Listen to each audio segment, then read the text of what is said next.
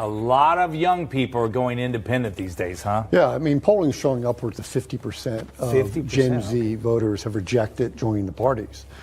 So, parties that, don't address this large group of voters, risk alienating a large portion of the electorate. Okay. Seems easier to go independent, right? If you're hung up on something that either party's doing. Well, I think that, with the increased polarization, what we're seeing is that nationwide people are self-identifying as independents. Okay. So that voting bloc has continued to increase. So we know Republicans vote Republican, Democrats vote Democrat largely. How did independents play a role in all of this? Well, so overall, nationally, they broke for Harris, about 49 to 46%. Okay. But it was a different story in the swing states. In the swing states, they primarily broke for Trump. But the big story here is that, as you said, Republicans vote straight ticket Republicans, Democrats straight ticket Democrats. It were the independents that were twice as likely to split their tickets. And I think that's what we saw in the swing states. So in 5 of the swing states that had Senate races, 4 of them, the Democratic candidate won. One, the Republican candidate won. So we saw this. Most people couldn't understand how Trump could win the 7 swing states, but the Democratic senator win the Senate race. Mm-hmm. It's independents. Wow, that is interesting. So what are we looking at moving forward to the next time, you think? Well, so according to the exit polling with Reuters and Edison, there's about 23,000 we analyzed. About 34% of the elected self-identified as independents, just right behind Republicans. And as I said, this growing block of young people that self-identify as independents. I don't run campaigns, but, trying to reach across the aisle and getting Republicans to vote Democrat and Democrat Republicans doesn't pan out. Okay. I think they need to focus on this group of independents that's growing. They're unpredictable. They change their vote from election to election, and they're the group that they need to concentrate on. How do you think, just a few seconds left here, polling turned out, the polling during the race? Because it seemed like in the end, Harris was a few points above Trump. Yeah, the problem with polling is that the margin of error is sometimes 3 to 5%. Yeah, right. So, within that, they fall within the margin of error, but it doesn't mean a lot in really close races. Yeah. Okay. Tom, thank you so much. Thanks for having me. Very interesting. Yeah. All right. Hi, everyone. Thank you for joining us. We have 2 great candidates here tonight. Tyler Murset, running in Utah's 3rd district. And we have Andy Ellis, who is running as a Green in Maryland for governor. And I'm really excited about this panel tonight because both of you, I know, have worked in IT and are very involved in election security. And Tyler actually built an app. He told me about it when he came on Candidates for Assange 2 years ago. I think it was in the works. But has that up and running now, and it's called Voting Act. So we can get into that a little bit. And we've got Phil, thank you for being here. And Michael Harbaugh is joining from his job, like he did last week. Thank you so much. So, okay, why don't I'll toss it to you, Phil. Do you want to say hi? Sure. Hi, everyone. I'm Phil Anderson. I'm from Wisconsin. I've been a libertarian for a long time, although I've also run as an independent and a Republican. Served on the Libertarian National Committee, chair of the Libertarian Party of Wisconsin, a serial candidate. If I'm not running for anything this year, I'm taking the year off, although it's kind of painful to not run. I have a reaction to the clip, actually. And I have a question because Andy and Tyler are involved in data. And when I've heard people talk in previous election cycles about independence and polling, we've seen that before almost every election cycle, and independents are polling, or the idea of people being independent is polling really high early in the cycle, and then people fall away or transition back to the D and the R. And I'm wondering if I agree with the person on the clip that said, when he said that's the people that can make the difference and can get us out of the duopoly and break, disrupt the corruption. But I think a lot of them get really turned off and then don't vote, even though they identify as independents. They don't vote. They get turned off by the whole thing. So I'm wondering if you guys know what percentage of independents actually vote versus what, I assume a very high percentage of self-declared Democrats and Republicans vote. But do independents vote in enough numbers to make as much of a difference as we would like them to? That's a great question. I don't know if I've seen that broken down anywhere. Yeah, have you, either of you? Gentlemen, data nerds, come on. I don't have an immediate answer to that here in Maryland, but part of it is because most of our elections here in Maryland, especially at the statewide level, are not close enough to matter in any significant way. The last governor's race, Westmore beat the Democrat by 35 points. The Libertarian and the Green were closer to the Democrat, or closer to the Republican than the Republican was to the Democrat. So in some ways, the question is almost moot in a place like Maryland because there's no elections that matter. Almost all of our districts are sorted to such a degree that the primary determines the outcome of it, whether they're deep red or deep blue.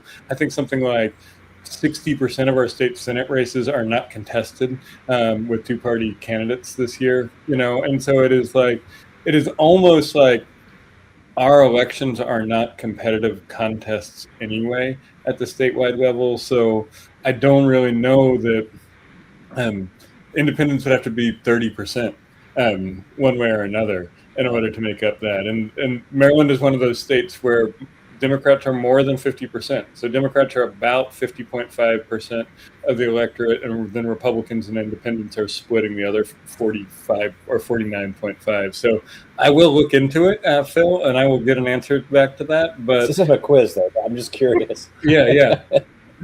You don't owe us Good any homework. data to have. What if your Do maps, you know- your Maryland maps, are they drawn that way? Are the maps drawn that way? I mean, I know they are in Wisconsin. The maps were drawn to create safe districts for both big parties. So, I mean, Maryland Democrats have the longest veto-proof majority of any state house in the country, and they have controlled the General Assembly in Maryland since they ended Reconstruction in 1866 for all but 4 years. And so, yeah, they've drawn the maps to ensure that they can protect that veto-proof majority in the state house. And at the congressional level, it's like 7-1.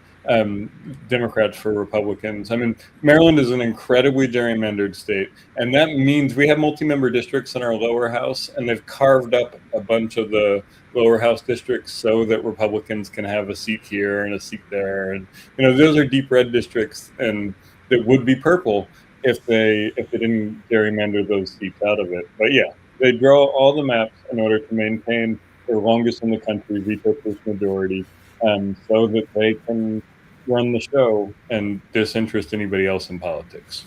What do you know what the voter turnout is? Like, do you have any good recent?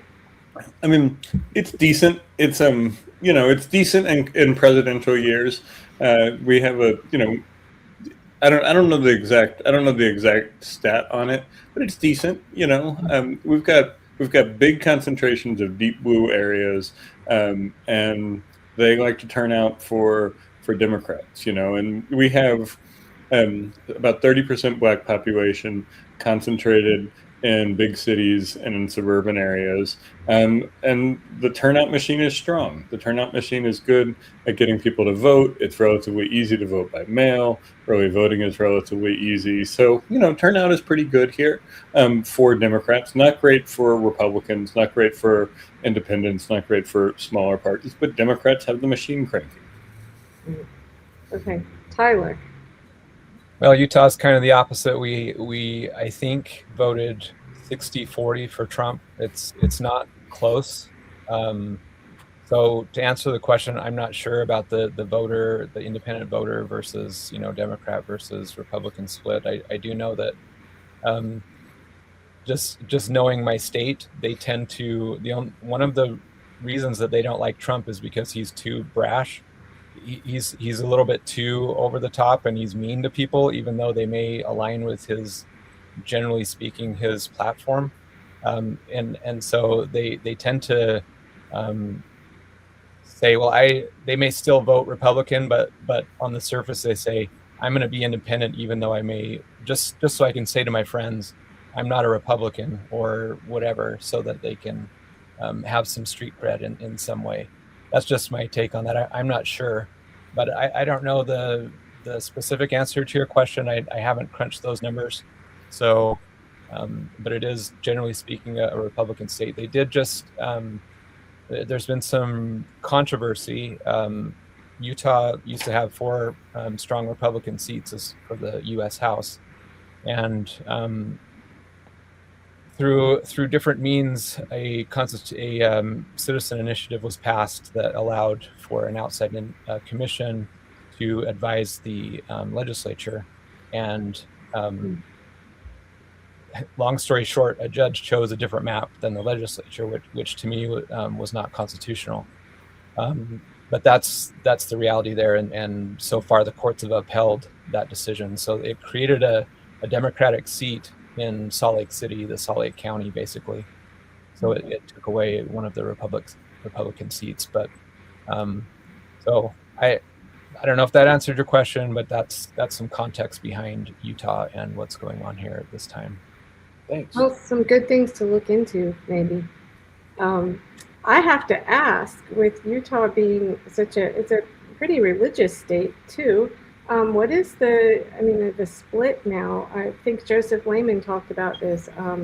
In Oregon, he said the people that voted for Trump are just so disillusioned now because he ran on no new wars and all of this. What are you hearing just sort of about that? Do you find there's a split there? Yeah, and that's just the kind of the interesting thing about Utah is kind of like I said before, is there's this publicly people don't want to associate themselves with him, but privately I think that they still may vote along those same lines. I don't know. It's just an interesting dichotomy to see that, and I haven't been able to reconcile the whole thing. Yeah, I just wondered, with the holy card and all of the sort of really outlandish. I saw today that Hegseth was quoting a Bible verse, but it wasn't a Bible verse. It was something from Pulp Fiction. Yeah. Ezekiel 24:17. Well, Trump certainly knows how to keep his name in the news, and someone said to me, I think that they're just trying to go for the insanity defense. If they're brought up on war crimes or whatever, they're just so over the top now that it's just crazy. Anyway, Michael, why don't you jump in because you haven't spoken yet? Michael is our other very reliable co-host. I think you have been here for every single one. That's okay. You took time off, though. But Michael's at work in his food truck now, so say hi. Very reliable, Phil. Did you hear that? I'm just kidding. Yeah, I've accrued PTO though. I've been around a while, so I've accrued. Yeah, PTO. that's true. That's all right. That's right. I'll take credit wherever I can get it. But no, I tell you what. Let me just, I introduce myself. I ran as an independent candidate. I wanted to show that anybody can run for office regardless of experience in 2024, and I'll be running again in 2028. I ran a very grassroots campaign, and let me just ask you guys. Tell us about the enemies of the people that you're running against in the major political parties in your race. So let's start with you, Andy. Tell us about who you're running against and why they are and probably more than likely an enemy of the people. Yeah, so our governor Wes Moore is one of the candidates that Democrats are tapping as a potential 2028 presidential candidate, and he is a guy who goes to billionaires summer camp every year. He's a guy who has led a company called Percepta that is split off from Palantir, get their AI hands in state government and benefits and things like that. He's very connected to a whole bunch of these tech companies, these defense companies and things like that. He's running for governor like he's running for president. And so he is aligning with all of those forces. He's a former finance guy, former military guy, and like I say, I think the best indicator is that he is running for governor like he's running for president. He says he's not running for president, but he went on a national television tour to say he's not running for president. He went on The View to say I'm not running for president. He went on late night television to say I'm not running for president. And it's like, okay, well, if you're doing that, we think you're probably running for president. He wants to be a Democratic nominee. And he's aligning himself with all the folks that the DNC aligns themselves with at the state level. And, on the Republican side, as I said before, Republicans here, unless they're named Larry Hogan and lean very close to the center, are almost a third party with Republican privilege at this point. And so, they have 7 or 8 candidates that are competing. The guy who ran last time, Dan Cox, is trying to run again. He lost by 35 points last time. I imagine he will lose by that again this time. He like rented a bus to January 6th. He's a MAGA Republican running in a place where Trump got, I think, 35 points as well. But the rest of the Republican Party mostly switched to Democrat or Independent, and so they get to sort of run in that lane. And the independents just vote for whoever the Democrat is largely at this point. But we think we can change that a little bit. We think people are tired of it. We think people want a governor who's running for governor, not for president. That's kind of how it lines up. Is Republicans are almost an afterthought, and all of our Democratic governors want to run for president. I'm not sure why they think running Maryland makes them well qualified to do this, but they do. Just geography, like proximity, I guess. I don't know. They saw what Spiro Agnew did at one point, and they're like, Spiro Agnew, that's our role model, And I don't really think that's the way that it should work. But Martin O'Malley tried to run for president, Larry Hogan tried to run for president, and Wes Moore is going to try to run for president. So folks think that being governor here entitles them to a space on that national stage. I'm going to pull up. Oh, sorry. Go ahead. I wanted to pull up Tyler's website here, but you want to ask? I want to answer the question, but I would like you, Michael, if you could repeat it, because you cut out and I didn't quite hear the exact question, and I want to try to tell us about the race that you're in there in Utah, and then tell us why the people that you're running against are enemies of the people, and what where they stand on enemies of the people. Yeah, and so tell me about where they got things wrong, and like what kind of made you inspired to run, and like the state of your race out there in Utah. So the incumbent is named Celeste Malloy. I've met her a few times. She's a nice person. She has, to her credit, passed a few bills that have helped Utah, and in the redistricting fight, she and another representative did file a lawsuit to try to prevent it, which that's to her credit.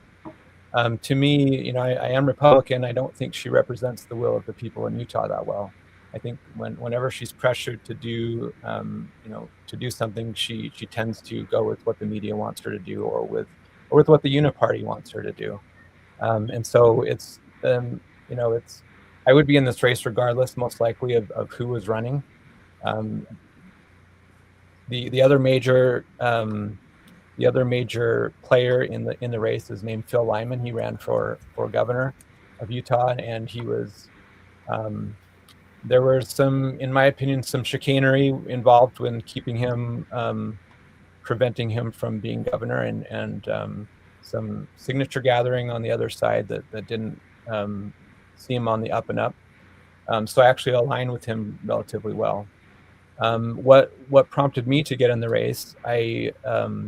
A few years ago, I have a friend who wrote a book called Fixing America, and he proposed an idea of voting with the people, and it really resonated with me, and it took me a while to figure it out and to work through all the implications in my mind, and the premise of my race is I created this app called Voting Act, which allows registered voters who are citizens to vote on bills which come up in Congress, and I am pledging to vote with the majority of those in my district on those same bills.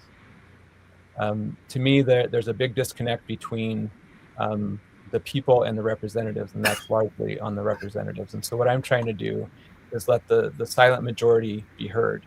Of course, I'm Republican. I think that our state is shifting too much to the left, and think that if we really held to our Republican GOP platform, and held our representatives to, kept them on task, that they would prevent the growing of government, and thereby protecting our liberty and our rights. And so that's the general premise of what I'm running on, is to try to reduce the gap, the trust gap between the representatives and the people, and kind of let us be more participative in the whole process.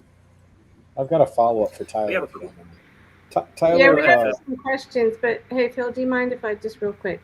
I just want to Okay. say for anyone listening that I think if you've been watching this since we started at the end of January, we're really trying to help promote independent and third-party candidates. However, I mean, the main reason for that is because people, typically candidates running under either of the major parties are just not representing the people, right? And I mean, I'm a believer of like what Tyler's app does here, that, you know, gives people a voice. So I just want to say, you know, we have sort of let a few Democrats eke in, and it was only fair to have Tyler come. He's Republican, but Tyler was part of candidates for Assange and in 2024, and, you know, stood up for First and Fourth Amendment. And I think I just wanted to say that that's what we're about here, really, is giving the power back to the people.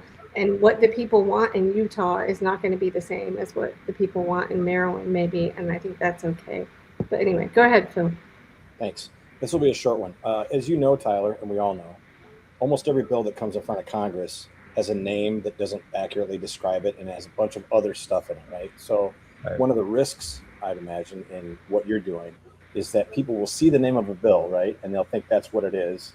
And they won't see all the garbage in it and the things that maybe they would be opposed to if they were more engaged. And so you might be held hostage by how this all plays out. Are you also committed to things that like Rand Paul and Thomas Massie have put out there, like read the bill's requirements, name the bill's requirements, one bill at a time requirements, those sorts of things? I support those types of things. My one campaign promise was to vote with the people on this. But as a matter of the process of how this works, we have APIs, which are basically just computers talking to computers. We're connected with the Congress, and every time that they publish a new bill or do a new vote, we bring that into the app, and we put it all in one place. So there's a significant authentication process, which we can go over later if you would like, which is it's a technical argument and a kind of a philosophical one too, actually. So once a user is authenticated, they go into the voting booth, and all those bills are pulled in, and there are summaries. We do our best with an AI summary. You know, we, as many of you know, if you've used AI, the key is to create a prompt that gives you good analyses. And so the prompts that I'm using right now, and they're, you know, they can be tweaked, whatever, but I'm trying to look at it through a constitutional view, and if bills increase the deficit, do they increase regulation? Are they constitutional, at least to the best of the ability of the AI? So that gives the people a chance, and to at least understand the bills. Now, part of what I'm trying to do is slow down the velocity of how these bills go through Congress, because there's so many backroom deals and just like shady business in my view, that we need to get this out in the open. And so it's not just you know, here's the bill number and go figure it out. It's like, let's guide these people through what may make a good bill, what may respect our rights, and what may help in our budget, and you know, balanced budgets and constitutionality and things like that. And the representative, because I don't want this to just be with me. I would like other representatives to actually run on this same idea, and that's the way I've set up the app, is that others can do this. And so I would hope that others who may desire to get involved would at least have some idea of, you know, what may make a good bill, what you know, at least to the best of their ability, what would be something that's constitutional. You know, so it's not just here's a bill number and then go try to figure it out, and then people pull the wool over your eyes. It's like, I want to have a group discussion with the people in our district and try to give people the best head start, so to speak, that we can. Now, one of the, you know, there are some concerns about, you know, different different groups just kind of gaming the system and being more organized, and those are some legitimate concerns. But I'm hoping that that this will propel those who are a little bit less active in the political sphere to become more active, because I think that if we don't have some skin in the game, then we just kind of get the government that we deserve. Awesome. Thank So you. we've got this question here, and I think I know the answer to it, which will bring us to another topic. But do you want to answer this? Can you see this question up? Okay, I'm a Utah State delegate and I have a question. How do you guarantee your app will not be manipulated by bots? Now, in this case, does a bot mean someone who is not real? If that's the case, I can talk about that. Let's see. I'll look for someone. If he answers, we'll give him a moment. We've got several questions here, so that's great. Yeah, I see. We have several state delegates from Utah here, so. Okay, I put it out to a list of about 1,500 people. Okay. Oh, no, that's great. I just want to make sure we have, give everyone. Let me answer it if it is talking about Sure. actual bots, like artificial people or whatever, so to speak. And also what the founders called factions. With the app, there's a process, and this is how I have it set up now, and it's open to negotiation, so to speak, as far as new technologies coming out that may do the job better than how I have it set up. Excuse me.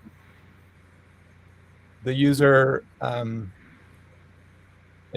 my app is not on the app stores yet. It will be soon, but it is in. That's just a matter of dotting some I's and crossing some T's. And the reason the authentication process needs to be on an app from the app store is because we need a cell phone with a good camera. So I want to get that in so people understand that. So with your cell phone, you get your driver's license or state issued ID, and you scan it. You scan the front of your driver's license. It's an automated process. It takes a photo.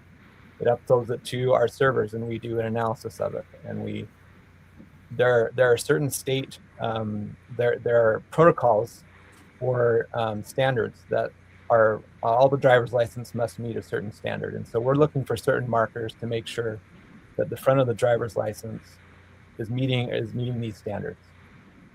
So we also check, the expiration dates and things like that. So then they flip it over, they scan the back. There's a barcode on the back. The barcode, everything that's on the front is encoded in the barcode in the back. And so those have to match. And then the next step is you take a selfie. That selfie compares your face with the face on the driver's license. It also proves to at least the extent that it can be that you're a live person, because there's movement involved in that. And then there's also there's a facial recognition database. And so whenever an image is scanned or a face is scanned, it puts a numerical number behind that person, which can't be reverse engineered. It's a specific protocol that Amazon has that we use to securely store basically a mathematical representation of your face. That prevents duplicate accounts. So then after that, we take the person to their state voter registration site, and they enter in their information, press a button, it uploads. It takes a screenshot and uploads it, and the name and addresses must match the driver's license. And it also makes sure that you're an active voter. Your voter registration is active. So at the end of all this, yes. I'm sorry, Tyler. Do you mind if I interrupt real quick? I just wanted to say, I spoke with someone, I think I told you about him, who's created an election methodology, is very interested in speaking with you guys. And I thought that we might do like an extra, if you and Andy are interested, a half hour after that maybe gets a little bit more technical. But I just think I do need to address, I'm glad you have so many people in the chat, which is great. But we have some questions that are just maybe free that aren't related to like what we're doing here. So I just wanted to remind everybody that what we're trying to do is find those, we're bringing candidates together, just like we did in Candidates for Assange. There are 4 things that are kind of across across independent, Green, Libertarian, and some Democrat and Republican candidates. But I just wanted to sort of say that there are questions in the chat that aren't related to these issues that are on the pledge. And I just want to go through those really quickly. So that's no more war, freedom of speech, and the surveillance state, which we have to get into something on your app about that. Government transparency, and hang on, let me get to the other one. And okay, demilitarize the police. Election security is a very important one to me, and I think it is with more and more people now. And then, judicial reform, transparency, environmental hazards, kind of more on the local level, and healthcare reform. I think everyone agrees it's broken. We don't all agree on how to fix it, but just to address some of the questions that are probably better for Tyler in a more Republican setting forum. We don't get into a lot of the things that are being asked here. But I want to ask Andy though, if you don't mind, and can you guys stay? Do you have an extra Sure. You can. Okay, great. So what I'll do is I'll bring in John at the hour mark. And if we have interest in the chat, I will leave this stream going. And Phil and Michael, you may not be able to stay, but if nobody's really interested, it gets very technical and dry. Maybe we'll do it offline. But if there's interest, we'll keep it online. But I'm going to bring Andy back in real quick and just ask, do you think that there's something like this kind of an app that, aside from the facial recognition part, we'll get into that. Do you think this is something that voters would like to be able to have more direct and more understanding of bills? Yeah, absolutely. I think people have, especially at the state level, I think at the state level of government, people have the least understanding of what is going on that they do of any level of government. Most people know who their president is. A decent number of people know who their congressperson is. People know who their mayor is. People know who their city council is. But most people don't know who their state delegate is, don't know who their state senator is. And in Maryland, we have a 90-day legislative session. And I was just looking at the numbers. It just ended this week. 2,000 bills got heard in the House in 90 days, and 1,400 bills got heard in the Senate in 90 days. And that is just a tremendous amount of information for any person who is not doing that as their job or is not an advocate paid to be there to try to process through. Now, not all of those get a hearing, not all of those get to the floor, but it is, I kind of think that at the state level, a lot of states are like this because the lawmaking has nothing to do with the people. The lawmaking is driven by special interests who feel like the states are the place that they can go because gridlock in DC has made it so expensive to do advocacy there. And so they've picked on these states where they can pass their pet issues. And so I think people would love to have something that told them more about what was going on in the General Assembly, because all they hear from right now are a couple of news stations. Most of the news stations don't cover the state assembly that much. They just syndicate that. And a couple of advocacy groups whose emails they might subscribe to. But people don't have a real concept of what is going on. One of the things that we tried to do this year was spend a lot of time there, spend a lot of time in the General Assembly focused on good democracy bills and campaign finance bills. And we parked and camped out in that committee that heard those bills week in after week out in order to report to people what was going on. And people really appreciated understanding what was coming in front of the General Assembly. I'm not sure that an app like Tyler's works in a world where the system is so broken that in 90 days 3,000 bills get heard, and people have to try to wade through that. That is a system problem, and that is a design problem where legislation is put in order to appease special interests so that they can send out fundraising emails that say we got this piece of legislation in this year, not to address the problems that people really have. Maryland, there's no reason for Maryland to have a 90-day General Assembly session. And a lot of states have these sort of part-time farmers and farmers sessions and things like that. But they don't make a ton of sense in 2026. And they especially don't make a ton of sense in a world where there's a commitment to give a hearing to each one of those bills. So if you were to go to testify on one of those bills in the state assembly, you got to take a day off of work, you got to pay $20 for parking, you got to sit there and wait for your bill to call, and then they give you 2 minutes and cut you off after that. People do this all the time because it is important to them, but it is usually at the behest of some advocacy group that is a C3 or a C4. And it is not about what people need. It is not about what people want. It is about how legislators and advocacy groups can have this interplay that works with each other. And so before we get to the place where we can have some app that is doing this, we got to fundamentally restructure the way that our State House works, so that it is about legislation that is important to the people, that can have meaningful debate, people can have meaningful participation, and it's not just a fundraising gimmick to be able to say, I got a bill put in this year and it didn't work, but here's a picture of us at the State House, send your money so we can put it in next year. Right. I was just going to pull up, I don't think I have the right page here of you, your testimony on, I mean, just to show how active you are in the state stuff here. I don't think I have the right, what was the, the bill that you, I think I have it here. Election law, certification of election supporting technology that requiring the State Board of Elections to adopt regulations for certification and decertification. And that's, if we get real down in the weeds of all that, we might lose some people. But do you want to talk a little bit about just maybe about that bill? What's going on there? So that bill was simply saying the state board needs to have standards by which they evaluate the technology that is used in order to run the elections, the voting machines, the polling books, and things like that. They have a process right now, but it is entirely controlled internally. It is entirely controlled by regulation. This process would have moved it into law so that the General Assembly and the governor would have the ability to require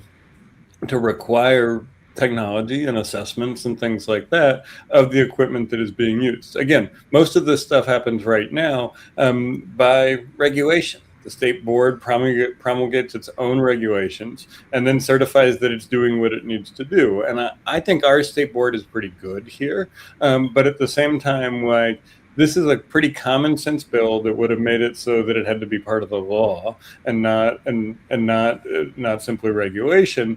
And this is the Senate version of it. I don't remember whether the House. Can you click on HB 1010 down there? Yeah. Hold on just a second. Yeah. Okay.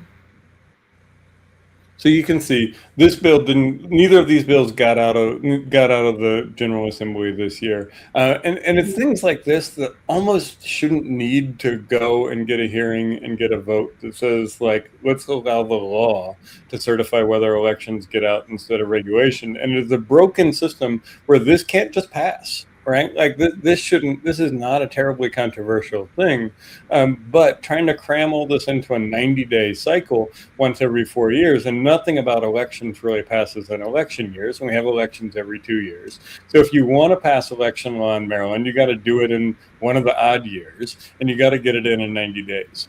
And it'll probably take this bill 5 or 6 years in order to pass. And it's ridiculous. It shouldn't take 5 or 6 years to say that there need to be a set of assessments and set of standards that our election equipment has to follow. But that is an example of the way that the system is broken, I think, because this should not be controversial, and it wasn't. I was there for the hearing on it that day. I testified on it.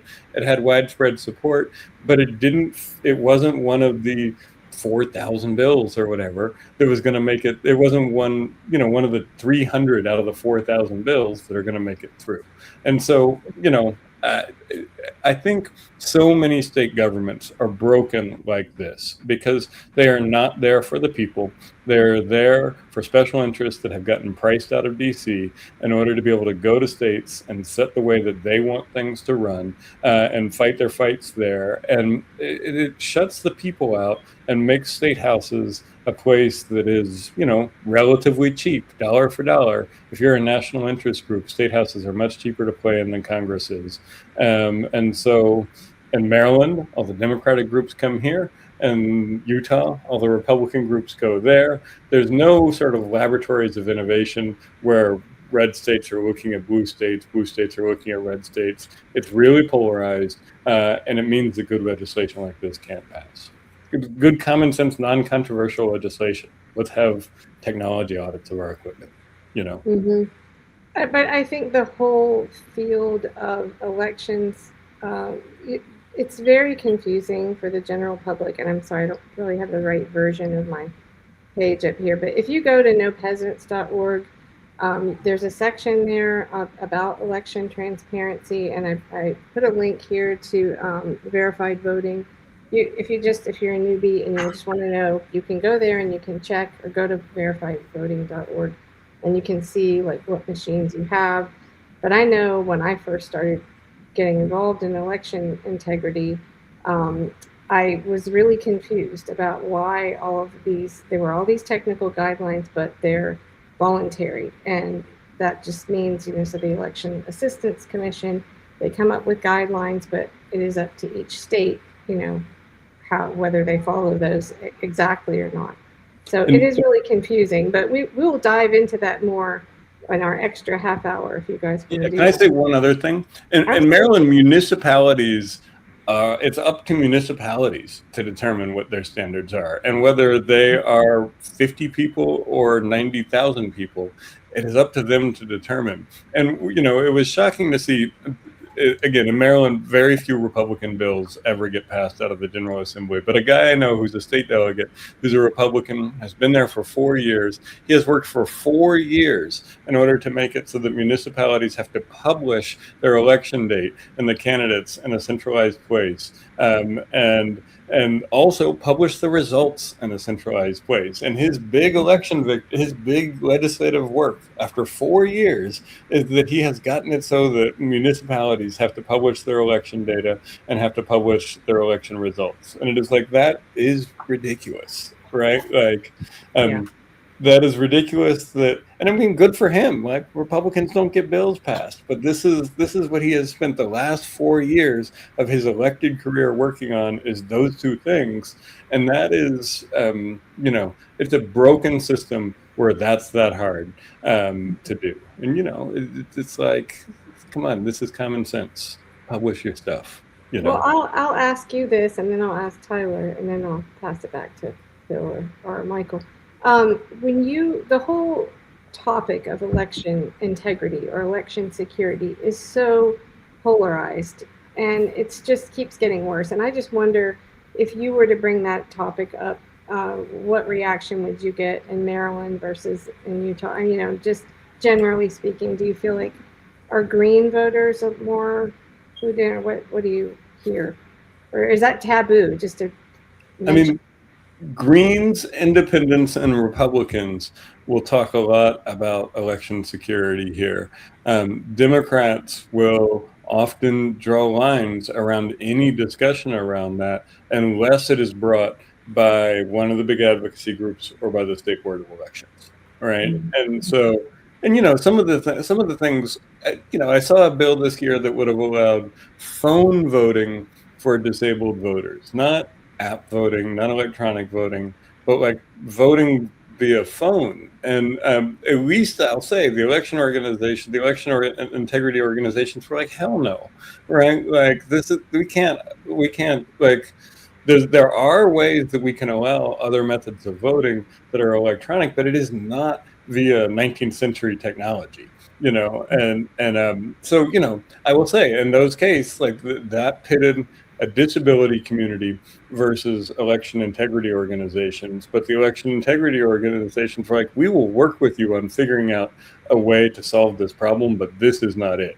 Mm-hmm. But other than that, it is taboo amongst Democrats, and Democrats have a supermajority in the General Assembly. Mm-hmm. Right. Well, I'll get back to something about that in a minute. But Tyler, what do you think?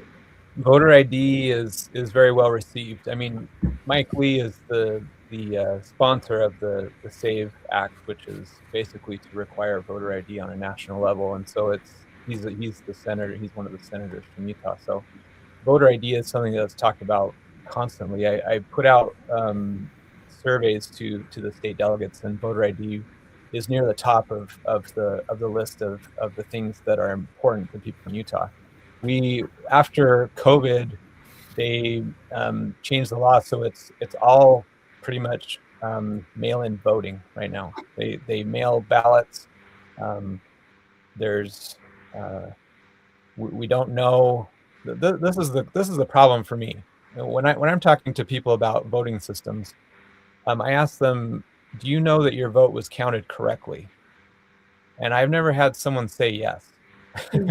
Right. We can track that our vote has been received supposedly in Utah. I don't know about the other states. I'm only speaking for Utah. But I know for sure that I can't go on a database and go look and find my vote.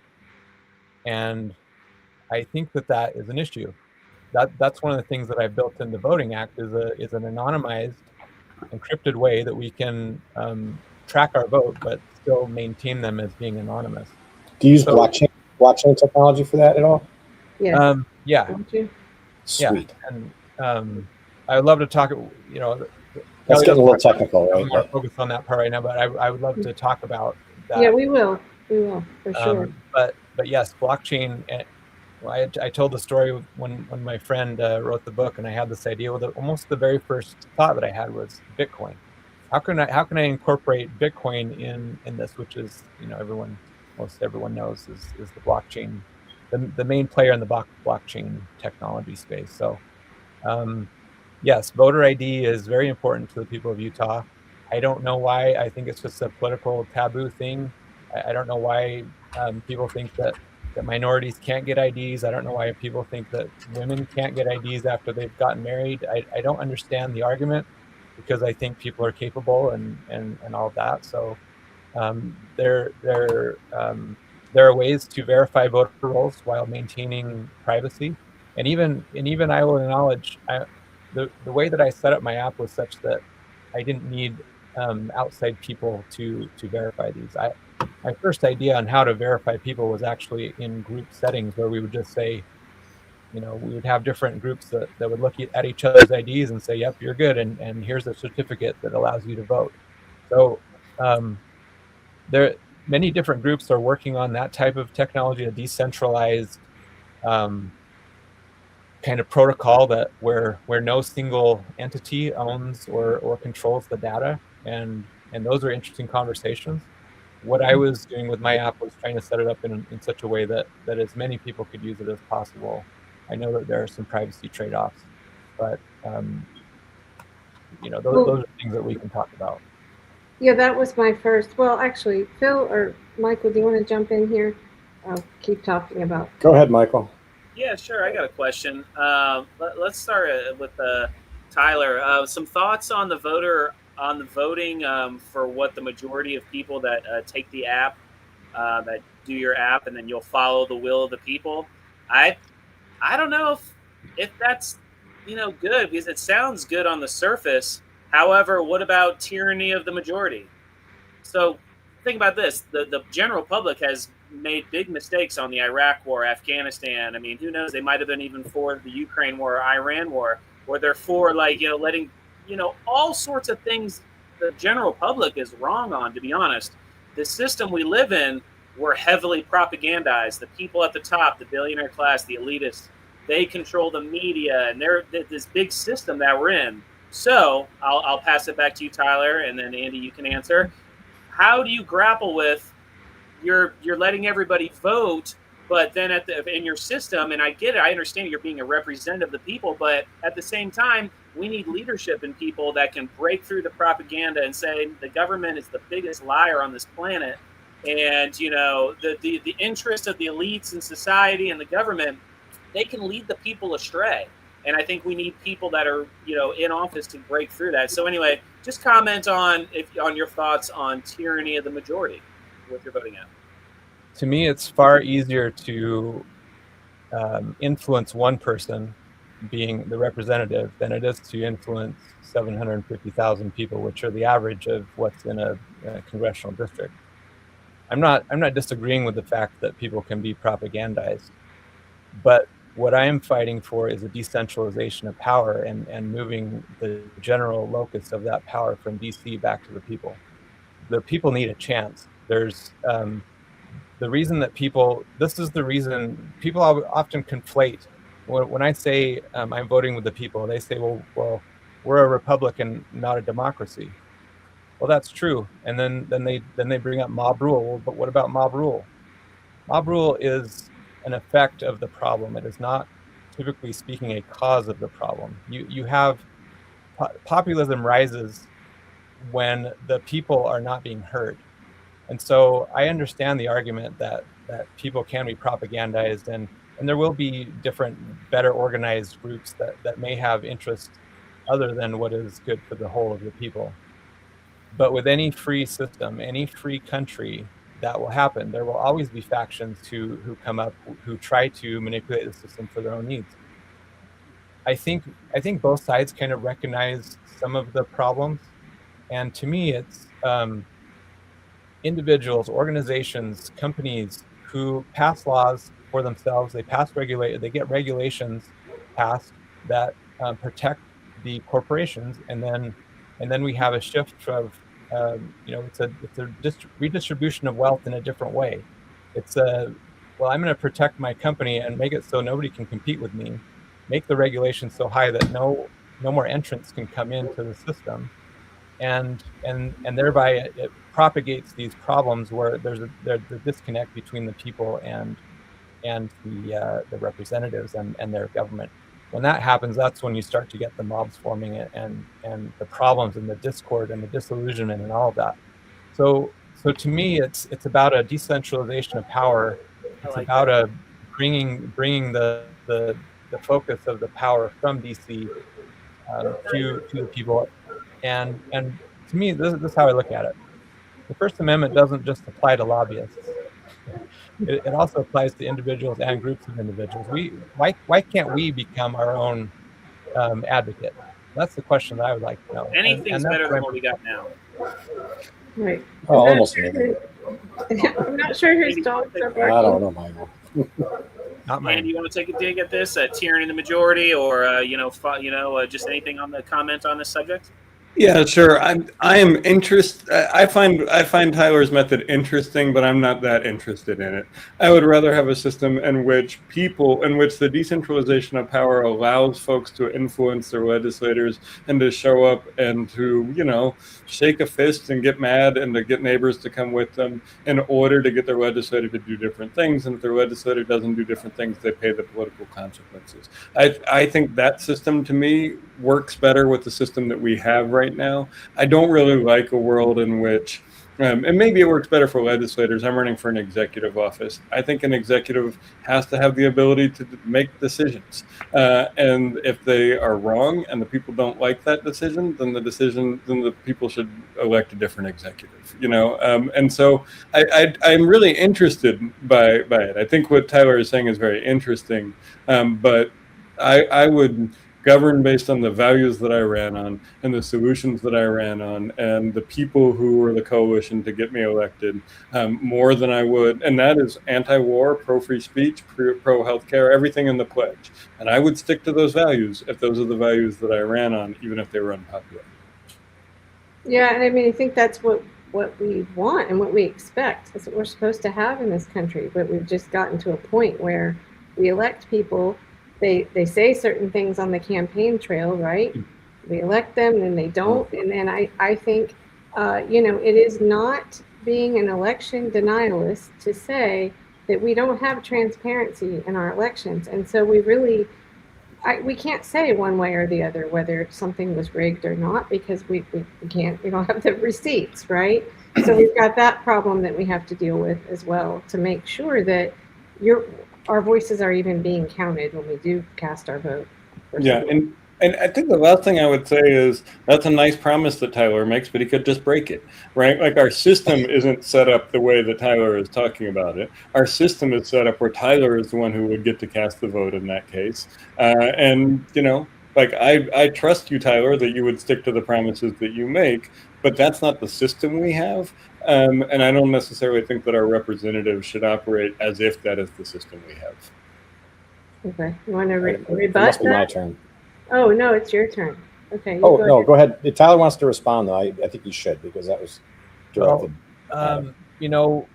What's interesting to me, this has been the longest debate since the founding of the country. Actually, there was the Jeffersonian kind of model, which is largely in the spirit of what I'm doing, which is which is more of the people coming up. Then there's the Hamiltonian, more of a kind of the leaders, the enlightened leadership.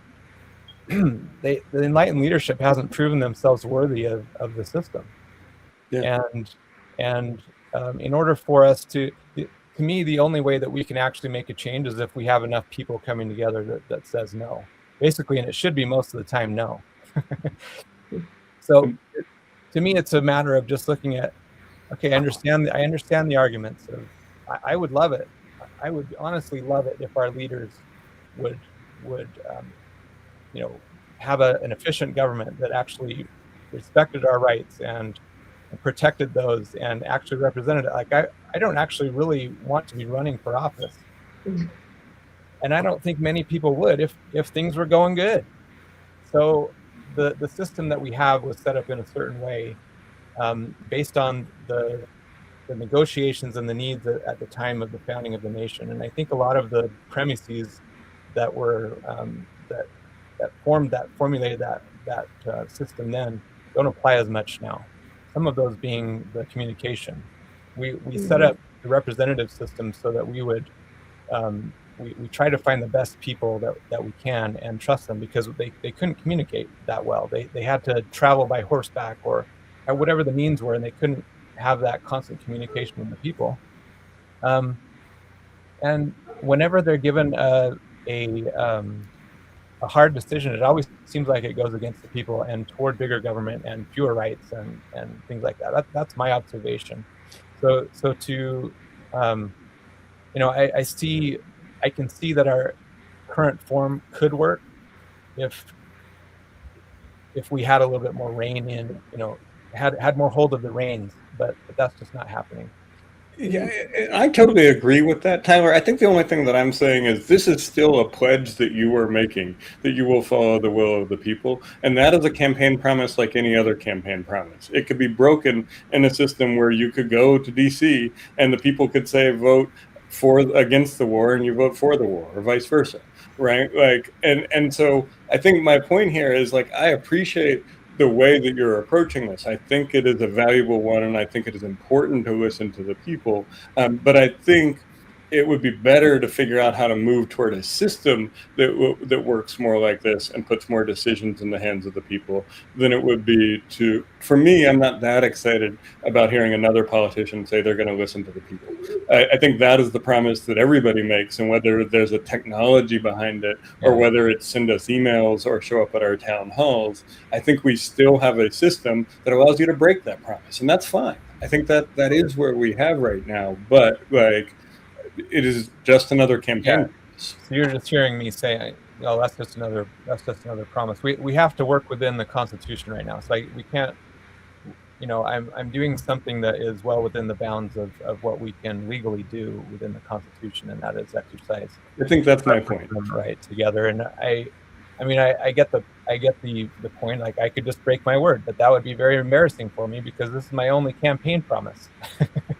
and that's true. Yeah. I see it too as a way that you've also set up where you can directly kind of communicate with your constituents, which I think right now, and I'm just going to say, I think some people in the chat feel that way, and I apologize. I want to bring in more questions, but I saw someone say something. This is what did she say? We're trying to get, it's an echo chamber. We can't get our questions answered. But I think we need another hour or two. I'm happy to do that, like a town hall, but within the parameters again of what we're trying to do here. I mean, you're Republican, you're a Green. There are fundamental things that you guys are not going to agree on. But the purpose of what we're doing here is to try to find those areas where we do agree. And even in this, I mean, you guys agree that it's to put the power back in the hands of the people, right? It's just kind of how do we get there? But, and I think this is great as a method of getting input from your voters, right? I think that is fascinating. But yes, and it is your only campaign promise, but I've seen plenty of Democrats and Republicans break 1, 10, 50 campaign promises, and the system would still allow you to do that, and you might still get elected again. Incumbents have a huge advantage when it comes to fundraising. Incumbents have a huge advantage when it comes to media attention. Incumbents have a huge advantage in every aspect of this.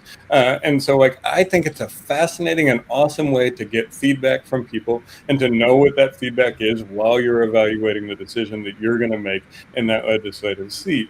But I would much rather figure out ways that we can systematically put more power in the hands of the people than to figure out ways to elect politicians who say they're going to listen, because every politician says they're going to listen. I got a better idea.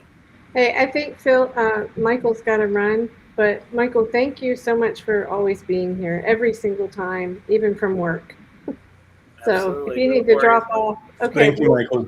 I saw Thanks, your Michael. message. We'll discuss. All right, cool. time. Let's discuss. It was nice to meet you guys, Tyler and Andy. Keep up the good work. And I'm not a member of the church anymore, but you're really doing the Lord's work, running for office. Okay, like seriously, thank you for being here and spreading awareness, and being a little chink in the armor of this monstrosity of the duopoly that we live in, and just.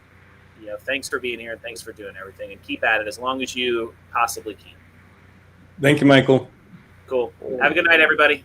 Okay. See you, Good night, Phil. Michael. Yeah, thank you. Okay. Good night, so, Kelly. Thanks. We'll chat. See you, everybody. Yeah, we will.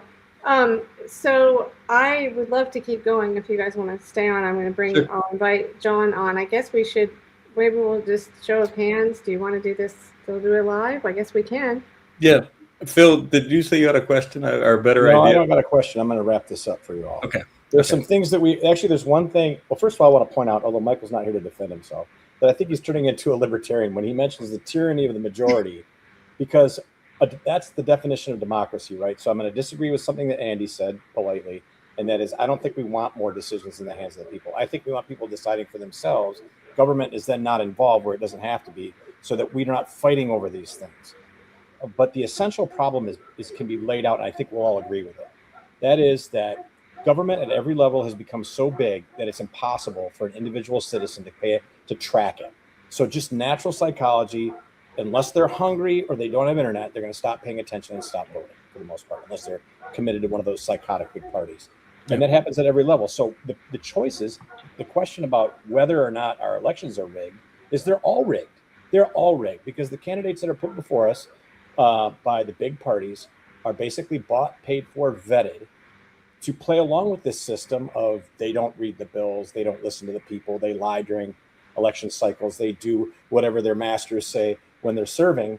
And that's such a big issue that individual citizens can't pay attention to it. And it's a big issue for people running as independents or as not establishment Republicans or Democrats, because you get drowned out by money, really.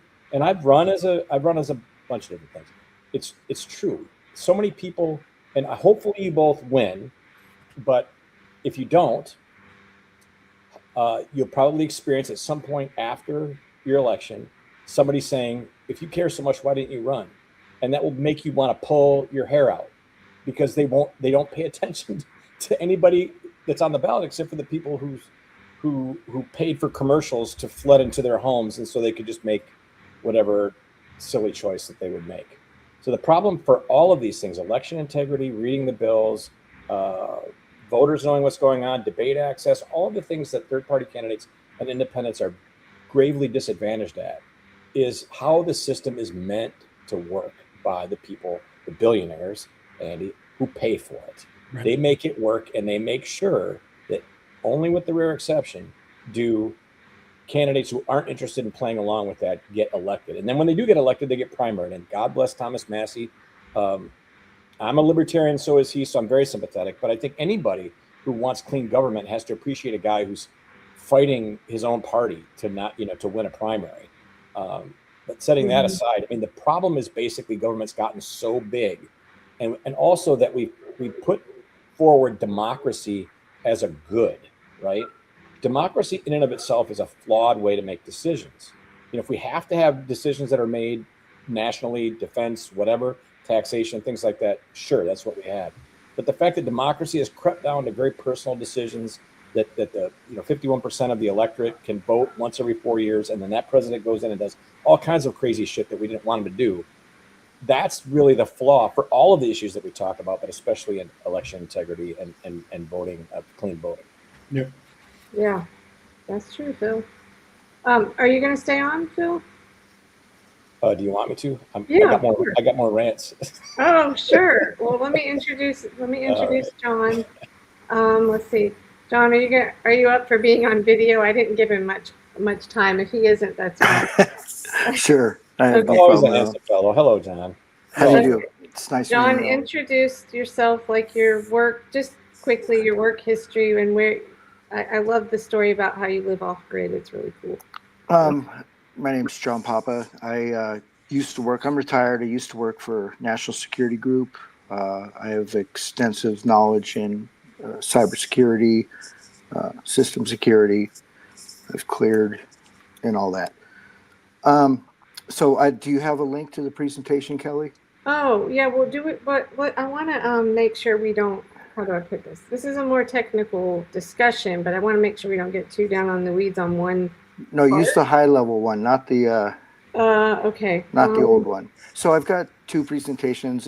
I put people to sleep. I'm sorry. No. So I've reordered the presentation so that it goes very high level, and then we just drill down a little bit. I have a totally separate presentation that'll get down all the technicals. Tyler, I was which I'm sorry, there are the so one many voting underscore presentation or voting underscore methodology. Sorry. Okay, that's okay. I put it in your chat. Sure. Okay, I think. So Tyler, I was impressed that you mentioned cryptography and blockchains. I utilize cryptography and blockchain. As she's bringing up the presentation, the thing to note on the onset is this is absolutely open source.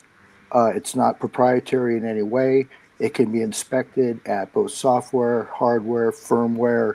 I require letters of volatility so that you know any non-volatile piece of equipment, any non-volatile element within the equipment, so that these are the standards that are used in compartmentalization and security standards used by the government. So I've basically mimicked those things for the election process. Okay, wait. If you don't John, mind, John, I like to point something out real Phil. quick. John, Sorry. I'm sorry, Phil. I don't want to take too long pulling this up. John, I'm sorry. It wasn't on the Meta site. It's your. Oh, go to the johnanthonymarie.com /election/voting /election/voting_methodology.pdf. Okay. So it's in the PDF. I don't have SSL on this website. I've got it on another website with the SSL, HTTPS. Okay. So as she's bringing it up, the first and foremost that I was saying is this is open source. It's owned by everybody. I'm not selling. I'm creating a specification towards implementation. So it's like an umbrella. All the same vendors can build their voting machines. As long as they build them to the specification, this will all work together, and it'll be absolutely hack-proof, 100% accountability, and I'll show you how I do it as soon as she brings up the presentation. Yeah, or I could okay, just start. I think I've got it now. Sorry, there were just a lot of, John's been working hard on revising, so there are a lot of versions. I think I've got this right now. Yeah, because everyone falls asleep. No, wait, no, this isn't. Hold on. I got it. It's kind of funny. But go ahead, Phil. What were you saying? Yeah, mine's quick. I just wanted to point out to all our listeners, our thousands of listeners, that although blockchain is kind of something that not everyone's familiar with, and they kind of think of it in terms of Bitcoin, et cetera, blockchain technology has been adopted by insurance companies and international banking and anyone who's interested in quick, transparent, information being transmitted and it being secure. It's not as niche as the cryptocurrency market. It's a lot more widely used all over the world. So it is safe. It's proven, it's safe. It's widely adopted. It's a storage mechanism. Yes. That ensures security. The elements, the blocks in the chain can't be corrupted. And I actually use a double hashed blockchain to make it further indestructible. That's awesome. Okay, John, election. slash methodology what? The voting _ methodology. Okay, wait. Not with the Okay, .com/election. / voting Okay. _ methodology. There it is. There it is. Yeah. Okay, I'm sorry. There have only been like 10 versions of this. Well, Okay, I've been doing this for 10 years now. I I got know. a decade in, and the same, anyways. And I don't want to waste anyone's time, and I'm fully available to go over this to any degree of granularity that you want. So, okay, here's the open source license. It's basically an MIT open source license modified. Do we want to jump right into it, or do we want Yeah. to see if Or whatever you want. Yeah, I want to see if Tyler or Andy have any specific questions or just about or comments. I don't know, before we just dive into this. You guys About this? I don't know. I don't know what it is yet. So. Right, we don't know what we're looking at. Okay, so I could make a quick comment on just how I'm incorporating blockchain in my voting system. Okay. Just to tie a bow on the question I was asked. So we authenticate a person, and so we know with relative surety when a person votes that they are who they say they are. They're a live person. They don't have a duplicate account, and they're citizens, they're registered voters. That's kind of the baseline of what we do. When their vote is cast, every day we roll it into what's called a Merkle tree. It's a Merkle tree roll-up, and it's a way that we take all the votes and put them in a ball, so to speak. And that ball has a signature, and it's a hash, and that hash is what gets written to the Bitcoin blockchain. And so that can be reverse engineered to show that none of the votes have been changed since they were placed. And so that's the tie that I have in my system to Bitcoin. So it's not every single vote is, I make a vote and it's written to Bitcoin. It's a daily roll up of transactions that gets written to the Bitcoin blockchain. Okay, so I think for your average person is not going to know what you just said. I always joke about this here, and I say I'm here to ask the dumb questions because while I do have an ISC2 certified in cybersecurity certification, it is not like super high level. And what I try to do is translate for people as best I can because I understand a little bit more than totally non-technical people. But the point of John's methodology is, as he'll show in his presentation, is that every single system that we have out there, every machine, every election system has this security gap where no matter what you do, casting your vote, at some point you let it go into a scanner and that counts it. And you don't ever, as the voter, you don't ever verify, you don't get a readout, oh, this machine, this is how it recorded what I voted. You just let go at that point, and then it's just a complete black box. Now, we had someone come on recently, and we have meetings on Tuesdays at 8. We get into this stuff a lot, but an expert, I appreciate his input, said, well, even if you're verifying it, the voter can do that and then verify, yes, that's how the machine read it right. The machine could, on the back end, just be telling you that, but on the back end, it completely does something else. And so that's why John's system is not any one like computer or any one voting. He has it in little stations. It's all, it's compartmentalized. It's all backed up by paper ballots, which, I mean, most of our systems do have paper ballots, but, and it also has, the software is open source, and it has to pass all the hash checks and all of that, which is something that is very complicated to explain to people. But I think he's broken this down pretty simply for like a high level thing. And then, so maybe we can go through it. But I think that is the biggest thing to get just your average person to understand where that security gap is, because there is so much, I don't know, just nonsense going on in the news, and there are groups out there that are purposefully obfuscating all of this stuff, purposely making it more complicated than it needs to be, so that people just go, I don't get any of this. This is boring. I don't want to listen to it. None of it makes sense. So that's, I just want to say, if you're listening and you're highly technical, I'm sorry if you're bored, but if you're not, the main thing to know is just that is where that gap is. We don't ever verify. We make our vote and then it's gone. And so that's all right. I hope that makes sense. And we'll get into this now. And if anybody, please interrupt Andy, Tyler, if you, right, John, we don't. Yeah, If absolutely. you're going on and on, if he's going on and on, you don't have to say. Yeah, don't Right? hold your questions. Yeah, don't I, hold your I question. like dialogue. Right. Okay, so here we go. And she's right. There's many vectors of compromise within the current manner of voting, but the one that we went after initially was the trust gap, that at some point in time, you're handing off your ballot, your paper ballot, whatever, however mechanism, and it's being tabulated, and there's no tie back to the voter. So that's what I've attempted to do, and that's what this methodology does. So And John, if yeah. anybody that I know from the Democrat activist side in elections is watching this, it's always the privacy of the vote. And we didn't really address that yet with Tyler's system. I do have a problem with the facial recognition stuff, but we'll get into that in a bit. But just make sure that you explain how this doesn't reveal how it doesn't tie the vote to that person. Like, yeah, that's on the second slide. We'll guarantee autonomy, and Tyler's system can be made to protect the voter. And there would have to be, anyways, we could talk about that, and I'd be welcome to talk about that in the future. Like I said, we're going to keep this real high level.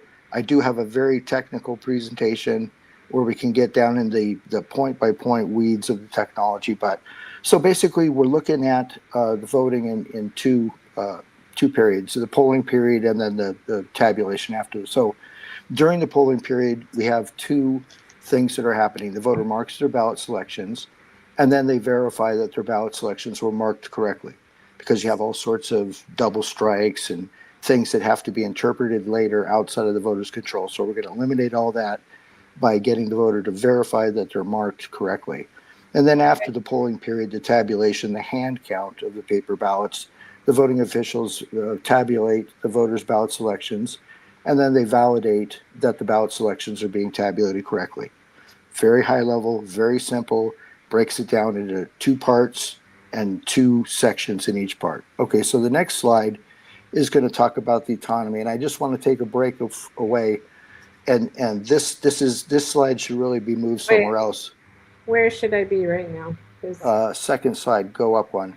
Okay, because I think we should point out right there. We should point out something that was brought up. You used the term, a ballot marking device, because yes, you do need that for disabled voters. But when you say ballot marking device, and we learned this in your presentation, you mean literally something that will help mark a piece of paper. Yeah, that's all it does. Machine, because when in the election, whatever world, election technology world, when you say a BMD or a ballot marking device, it means to everyone a machine that does it. You push a button and you don't really know what's going on there. This is just literally to accommodate a disabled someone who, or just wants to use it, but it literally just marks the paper. It's not a machine that's got. Yeah, we'll talk about the ballot marking on one slide, and it is a standalone, single-purpose device, has no other ties. A lot of times the ballot marking is tied into more convenience-type features. Anyways, so this slide, we talked about real roughly the last slide, the flow, the 4 parts. This slide is just trying to establish a couple prerequisites, and that's access control. The voters gain access to the polling place through a registration process. That's up to the states. It really doesn't concern me as long as they walk through a door into a polling place. It's up to the states how that's accomplished. Now, inside the polling place is ballot distribution. I'm treating the polling place as a SCIF. Basically, it's a secured facility. So the ballot distribution, the unmarked paper ballots are distributed within the polling place. So this is a document control. Within the polling place, an unmarked paper ballot is provided to the voter. This creates an air gap in between the voter accessibility, identifying a voter in some mechanism, and them obtaining a ballot distribution. By having this air gap, I guarantee autonomy of the voter. The voter is the only person that would be able to tie their identity to the ballot, the blank ballot at this time that they're holding in their hand. Okay, so the next slide is Now, the some will say, oh, someone could be watching and see who's coming in. And I know that was one of the arguments a couple of years ago. right, but they're not going to. But the voter, when they walk in the door, is just a voter. They could be identified anywhere in the city, any mechanism. When they receive their ballot, they're inside the skiff now. So now their identity, tied to the ballot, is secured. Now there might be someone else in the skiff. You might say, okay, but then we have inside the polling place. I shouldn't say skiff. The polling place. We have a number of stations, so their autonomy could be further guaranteed by the distribution across the devices in front of them. Okay, so the first slide was a very high level. We're going to do it again, but I'm going to use a little bit more English, and I'm going to point out the point where we're closing that trust vulnerability. So during the polling place, the voter uses their hand-marked paper ballot to generate a ballot image. The ballot image is then interpreted for the voter's verification of their ballot selections. A summary of the voter's verified ballot selection is then embedded within the ballot image to generate their cast vote record. Now, this is a secondary cast vote record. I'll point out this is a virtual cast vote record. The primary cast vote record is the paper ballot itself. After the polling period, when we're going to do the tabulation, the voting official uses the voter's hand-marked paper ballot to generate a second ballot image. This second ballot image is then interpreted for the voting official's verification of the voter's ballot selections. Now here, the voting official's verification is checked against the voter's verification. And that verification is embedded within the first ballot image. Then a summary of the voting official's verified ballot selections is then embedded within the second ballot image to generate the hand count record. So we have two artifacts now, the virtual cast vote record and the virtual hand count record. And these are both based upon the primary cast vote record, which is the paper ballot. Okay, next slide. Does anybody have any questions at this point? Or actually, maybe I should see if there are any in the chat. Like, we probably lost everyone. I told you that. Everyone I don't mean that badly. It's just the topic. It's just the topic. It's, Yeah, you're either into it or you're not. But anybody? I'm just going to say, like, it is unlikely that I'm going to have any meaningful conversation with this because it's the first time I'm seeing it. Yeah, and okay, it is not the type of thing that I think generates like, oh, hey, what about this? I want to take a time to look at the slide deck. I really appreciate the work you've done here on this, John. And I've been really eager to take a look at it when we're not on live stream. Yeah. And I'm really eager to hear you walk through it. I will definitely follow up later, but I'm going to listen. I'm going to listen and probably not have a lot of questions, Kelly. Okay, that's fine. Well, I know that you do real work in the state of Maryland, like with election technology and bills and all that. And so I figured, this is fascinating and incredibly useful. It's just not likely that I'm going to have meaningful commentary on this thing that John's been working on for decades. It's okay. All right. Do you want to stick around or? Yeah, I'm excited to see this. Okay. Thanks. Okay. Great. And I'm fully available one-on groups. I can represent this to any number of election integrity, security groups. I'm completely available. It's my primary role right now. How's that? Excellent. Okay. So compartmentalization is used to secure the election. So the voter polling is two compartments. There's a ballot marking compartment where the voter marks the ballot selections, either manually by hand or assisted with a ballot marking device. And then the marking verification, that's the second compartment. The voter verifies that their ballot selections are being interpreted correctly at a voting station. When the polling, now I'm covering a lot of, like I said, vectors of compromise in the process of voter polling right now. So one thing is that immediately when the polling period closes, preliminary election results are generated, so that it's a real-time activity. The longer that something stays in motion, the more susceptible it is to being compromised. So if we can work in real time, where we can check the real-time results against more time-consuming results, we start closing down a lot of mechanisms of nefarious actions. The election results are determined in the third compartment, which is actually the second compartment, but whatever, it's the third compartment. That's where ballot tabulation, the voting official tabulates the voters' ballot selections at the voting stations. The same voting stations, not the identical voting stations, but the same voting station technology that the voter used. And then the tabulation and validation. The voting official's tabulation is validated with the voters' verification of their ballot selections. So the next slide is going to get into ballot marking, the first compartment. And it's very simple. Like I said, one of the election integrity groups were giving me all sorts of criteria that I had to build against.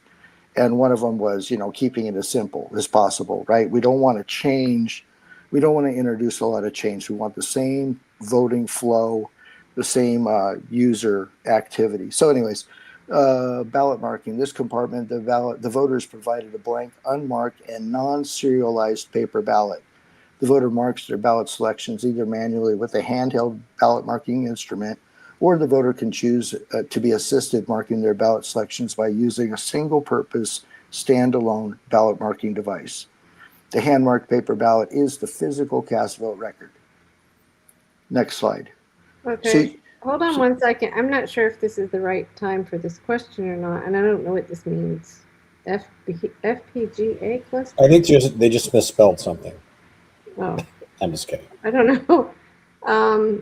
Okay, well, that's Mitch. You know Mitch, John. Oh, nice. Hi, Mitch. Well, let me get him to clarify the question because I don't. Hold on. Yeah, I don't know what. We'll go to the next slide, but I'll watch the chat. Yeah, and Mitch, let's do a presentation to you so I can get you back and forth because your invaluable input is well sought after. Okay, so we finished the ballot marking. You can see now a blank paper ballot within the first compartment has been provided the voter. The voters marked it, and now they have in their hand their physical cast vote record, the paper ballot. Okay, so the next one, the second compartment of polling is for the voter to verify their ballot selections are being interpreted correctly.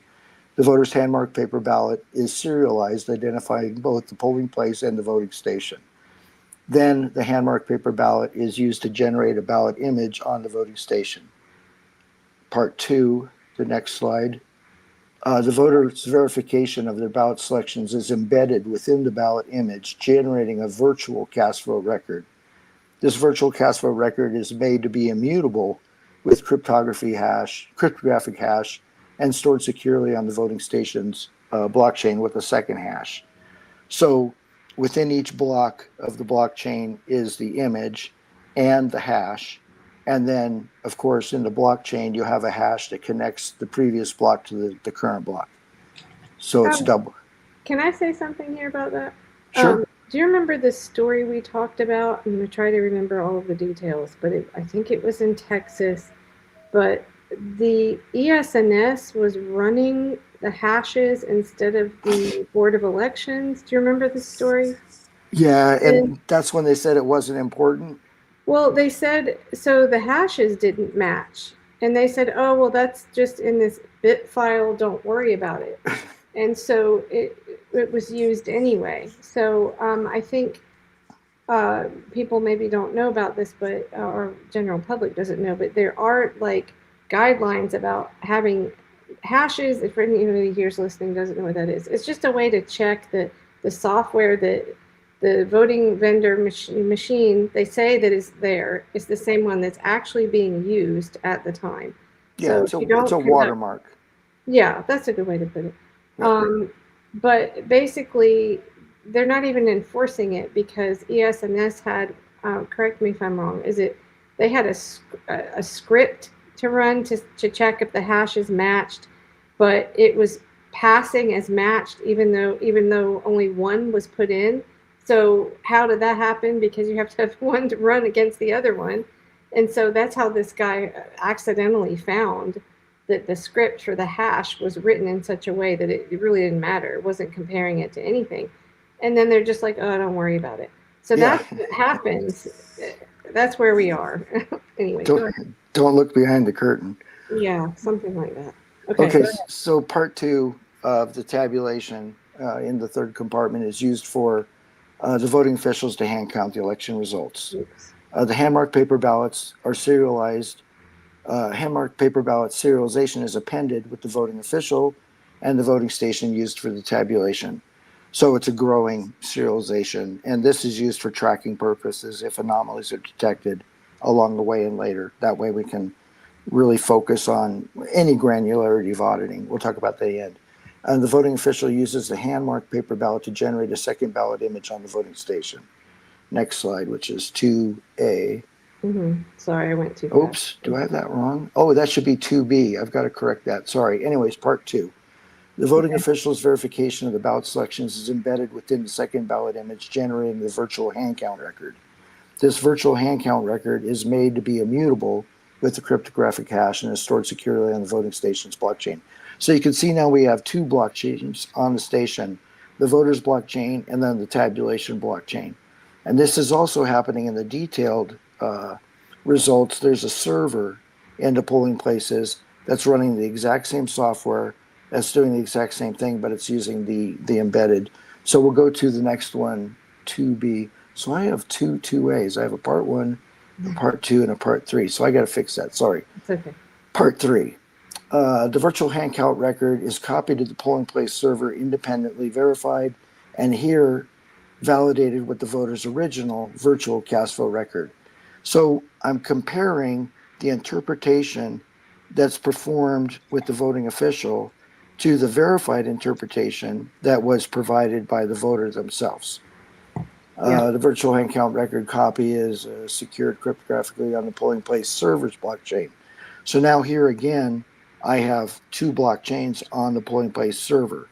I'm always trying to create a system where there's 3+1 verification, right? I've got multiple images. If one image becomes corrupt, I can check to the other image, or I can check all the way back to the paper ballot or the embedding within the images, such like that. So here again, now we have a second hand count blockchain on the polling place servers.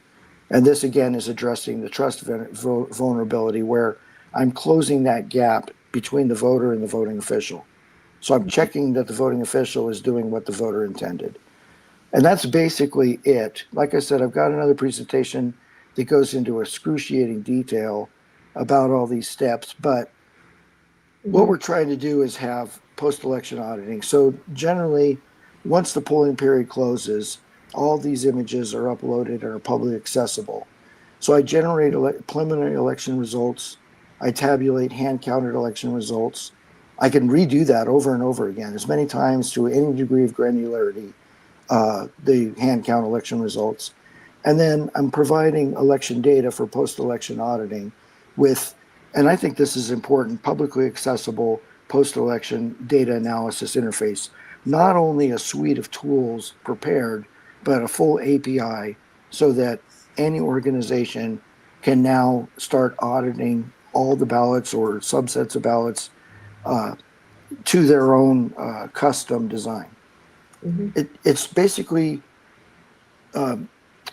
I think I'm catching any and every anomaly coming up to this point, but we want to make everything absolutely transparent to every level and then unleash, the public upon it so that everyone can look at this. Like I said, the whole thing's open source. What's this? Rustin's got a question. Oh, that's Rustin. He's from Wisconsin. Hello, Rustin. Thanks for your question. I might have missed a quick. Hold on, maybe there was another one you had. This is how many routers are in a voting building? Well, that's an interesting. We could get into the Albert. No, it's compartmentalized. Okay, right. So the transport, just like out of any SCIF to like a secured facility, the transport is through a tunnel. Let's just call it, so that it can be audited and it can be repeated at any time and it could be compared forward and backward. So. And those are those blockchains that I talked about. That's the transport mechanism that will be used. So that the vote totals or et cetera at any particular polling place when they're transmitted to the central tabulation, if that's a county clerk or a state, whatever, that's all secure. There's not routers involved where well, there'd be a router, but it would be a blockchain going across it. So you've got secure data across the routers, and it would be from polling place to precinct. And then the precinct, okay, in the very technical one, the precinct is doing this again. They're going through and they're looking at all the images and they're comparing the embedding, they're interpreting the images, and then they're comparing their interpretation to the voter's verified interpretation that's embedded within. So that happens so it's happening within the polling place on the polling place server, and then the blockchain gets transported to the precinct. The precinct reruns this, and then they compare their results. So you have a hierarchy of checking that's going on. The precinct does it, and then they pass their results up to the state, and the state does it once again. All the while, all the paper ballots are inside the polling places in locked ballot boxes, so that if there's any anomaly detected anywhere in this series of events, we can go all the way back to the paper ballot and check there and just go from there. So Right, the we paper ballots never get transported anywhere to be counted somewhere else. Until the process of the virtual cast vote records and hand count records are completed, then the paper ballots could be collected, and you could even, because you want to have the mechanism of a recount Right. within the polling place with minimum possibility of tampering of the physical ballots themselves. Yes. In Wisconsin, there's a long history of ballots showing up late at night from, Yeah. delivered from who knows where. So to answer Rustin's question here, though, so exactly what's there to stop a third-party entity from using? I'm not sure what you mean by the same technology. I think that was a previous question. But how can nothing get in to these voting machines? I mean, it's not connected to the internet, so Correct. the stations aren't. So at any point, and nothing's connected to the internet. So that's something that a lot of people don't know, that there are voting machines out there right now. I think it's the Scanner DS200. They do have modems in them. I've seen it myself. I saw it in a polling location in Broward County, Florida. So isn't that the beauty of the hash, though? Isn't the hash makes it impossible to hack? Because it's a specific mathematical equation set on top, more or less, of a piece of data, so that you can't change it unless you know the hash. Is that right? Yes. Yeah, you talked about on the driver's license that it has all the information on the front and then a barcode on the back, and the barcode represents all the information on the front. The hash is kind of the same thing. The hash represents all the information inside the block, or whatever the hash is made against. So if it's an image, you could think about it like the hash would be, maybe it sums up all the horizontal lines of pixels and counts, it does. So basically a hash is a representation like blockchain, Bitcoin does a SHA-256 hash. For the difficulty adjustment, it's going to spin on that hash until it creates a hash with 6, or whatever the difficulty is, 6 preceding zeros, right? And I've got some coding examples of these things, and we can go into a blockchain and a hashing discussion. But basically, the hash isn't an encryption, it's a representation. So you can't get the ballot back out of the hash. You can only run the hash against the ballot image again, and it would come up with the same hash, and then you would know that nothing changed. Whereas encryption, you're encrypting the data so you could decrypt it and see what was encrypted. So a hash is a little different. It's like a snapshot. Right. Now, this is very fascinating, John. Very, very fascinating. And I think one of the things that you have to overcome, and that anyone who's talking about blockchain has to overcome, is to the extent that people don't really kind of understand how it's secure, then they feel insecure, right? They're like, it sounds. They're basically believing your description of it, John, or my description. Right. Then you're having that trust gap because you're trusting when you can't see it yourself. Yeah, that's a good point. That's a good way to put it, Kelly.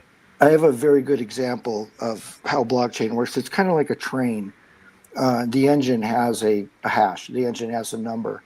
And when I hook up the first car and I put something into that car, I take a picture of what's inside, but I've put the number of the engine inside the car also.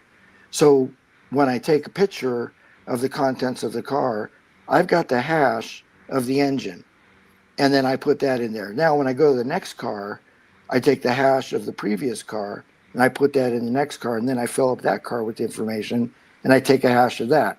So in a block, there's always two hashes, the previous block and the current block. And the current block contains then the previous block's hash. So that way, if you were going to try to corrupt block 100 out of 1,000, you have to rewrite the entire chain, because you have to get the chain up to that block that you corrupt, and then you have to get every block after that.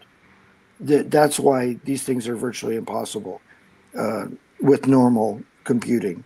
Now that we're getting into quantum, we could talk about Shor's algorithm, and I'm going to ruin everyone's day. But the blockchain is secure, right? We'll just go with that for now. It's as secure as it could possibly be. Yeah.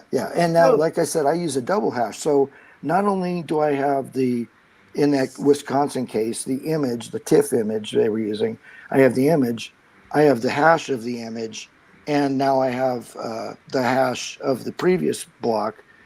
So I take that hash. So I've got a hash on the block, and that block contains the hash in the image. So, I mean, seriously, this is way out of the realm in real time of hacking. You can't change these things. And I'm looking to remember too that don't let the perfect be the enemy of the good. I mean, if we tell them it's unhackable, I mean, they'll come up with some specious internet article about it or whatever, right? But it's way, way, way, way better than what we have now. Well, it's more like it'll be caught. And that was something, and we first were presenting it to some people, and we were calling it unhackable. It kind of got picked apart. Well, this part is hackable, but it's the system as a whole that isn't. Because I can quarantine parts. First, I'm going to detect you in real time, right? Because let's say you compromise the voting station. Well, I'm going to catch you at the voting server. Let's say you compromise the voting server. Well, it's not going to match what the voting stations are produced. And when it passes it up to the precinct, it's not going to match there. And you could have a mechanism of recounts where the paper ballots are all moved to the precinct. And then they just run the paper ballots through. And basically with the same resources, you should be able to do a full recount within the same time as the polling period. Or less, it should technically be. So I got one question. In Wisconsin, anyway, they're counting absentee ballots, mail-in ballots before and after the polls close in a lot of cases. So how does that come into like the procedure that you described earlier? I would hold it once they come in. I would be holding them until the polling period closes, and then I would be counted at a time. They wouldn't be tabulated until the polls close, and then everyone's tabulated again. Everyone's tabulated at the same time. Yeah, you're dealing with real time. You can't have results hanging out there waiting for compromise, in my opinion. In Maryland, it's county by county. So each county gets to decide whether they're going to count ahead of time or count at time. And it is entirely chaotic, because each county gets to decide on their own, and so I think this presentation is fascinating. I'm going to go back. I don't have anything meaningful to contribute to it right now, but I'd love to see the presentation, look over it, and then get back in touch with you. Kelly, you can send John my info, or great. He can send it to me at andy@gogreen2026.com. I'd love to dive into this. And I understand what you're saying. Like, the words make sense and the concepts make sense, but it is a lot to sort of rapid react to. It's a sleeper. Well, I can say, and coming from being involved in this, just through what happened with Tim Canova and Debbie Wasserman Schultz race, that was my introduction to this. And it was a situation where statistically things didn't look right, and then ballots were destroyed. But I was not a technical person at all, and it's taken me this long, and then studying cybersecurity and to really grasp all of this. And I'll say again, I really feel very strongly that a lot of people that work in this, there are so many organizations out there that call themselves nonpartisan election integrity groups, and I swear they're just there to confuse everybody and make it. I'm serious, and just to make it where people will not listen. I mean, you can look at what's happening in Georgia right now. We talked about this on Tuesday, and I won't get down in the weeds about it, but it's just so partisan, and you've got these organizations full of lawyers, not computer scientists experts, but lawyers spinning it all up and just creating this whole story that none of it lines up. We need to be listening to the computer science experts, but that's what they're doing, you know. And I would say the other part of this that I'm fascinated in as a person, as a party who has to use ballot petitions in order to get on the ballot, is what electronic signatures look like in a system like this, where we're able to use some of the things to validate voters and to validate that in order to allow electronic signatures. During the COVID state of emergency, Greens and Libertarians were both unable to petition because Maryland said we couldn't be within 6 feet of other people and all public gatherings were canceled. So we worked with the State Board of Elections at the time in order to be able to get them to allow us to use electronic signatures on ballots. And they just wanted to avoid the federal lawsuit about it. And so they were kind of like, yeah, go ahead. And we're like, do you need any security provisions or anything like that? And they're like, show us what you got. And they checked off on it. And that's, you know, I'm not sure that is less secure than paper signatures. Paper signatures are incredibly invalidated, like incredibly untraceable on ballot petitions, you know. And even if you're signature matching, whatever, signature matching is ridiculous, right? Even the bank doesn't do that anymore, really. Right. And so it's like, I'm check with any kind of signature on it. You know, and so they allowed us in order to avoid the federal lawsuit. I mean, we've sued them in federal court because we were like, you have to come up with a provision for us to be able to get on the ballot. And judge agreed. They settled with us, and they said, yeah, you can do these electronic signatures. And since then, they've suddenly become concerned about security. They should be concerned about security, right, with it. But I think that something like this really is an example of how it could be implemented in a way that would allow them to do electronic signatures, because hand-gathered signatures are a ridiculous anachronism. I couldn't agree with you more, Andy. As somebody who's gathered, 3,000 signatures 3 times for statewide office with a small group of people, and then you turn around, you could compare that amount of support to vote totals that are like 40,000. I got almost 90,000 in 2016. Clearly, if you're trying to let people on the ballot based on the amount of public support they have and having some threshold there, we're gravely disadvantaged in electronic signatures. Yeah, and I would say, you know, in some states, Democrats and Republicans have to gather signatures. I think in states where Democrats and Republicans have to gather signatures, they're more lax on things like spelling of names and signature formation and things like that. In Maryland, Democrats and Republicans don't have to gather signatures, so a good 33 to 40% of signatures get invalidated. And of those, the ones that get invalidated, many of them are legitimate constitutional expressions of voters, and they know that, but they're invalidating them because they didn't put a middle initial or something like that. And there are some states like Illinois, Alabama, Georgia, I think, where the threshold to get on the ballot, if you're not a Republican or Democrat, the amount of signatures is way higher, which should be unconstitutional. It's ridiculous. It's that, you know, in Wisconsin, at least we all have to get the same amount, even though we're disadvantaged. But and I mean, that's election stealing too, right there. That's election integrity too, as well. It totally is. And you know, I mean, there was a situation a couple of years ago where there was a ballot petition for a charter amendment here in Baltimore City, and the mayor signed the ballot petition, and it got thrown out because she didn't include her birth date correctly. She wasn't supposed to have to require her birth date, but the election officials were invalidating based on date of birth. The petitioner sued and represented himself and was bad at representing himself. Like, newsflash, don't represent yourself if you don't know how to.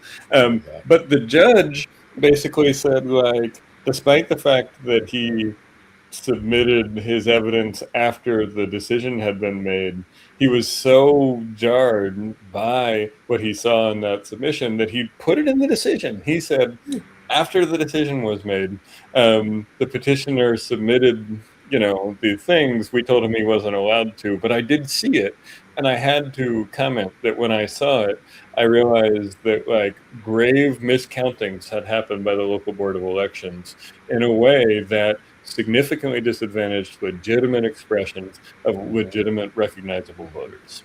Well, there's the other wall of power that we've talked about before, is the court system, you know, and having to go through that. But Tyler, do you want to jump in here? should we talk about, you want to talk about your app or? There are probably some significant overlaps with John's program and mine. My app is specifically for online voting. I was hopeful that, or I am hopeful that this could be potentially used as a template for other voting systems. As far as just kind of how mine works on a high level, a user is authenticated. That gives them basically the ability to cast a vote. When they cast a vote, they're issued a certificate, which is traceable back to them. And when they cast that vote, they're the only one who knows who can trace that vote. The admins don't know that how the person voted. They know that they did vote because they issue them basically a certificate, this bundle that they can cast their vote cryptographically. So it's privatized, it's double blind. The public doesn't know who voted, the admins don't know, but the individual knows how they voted. It's traceable. It's all in public ledger.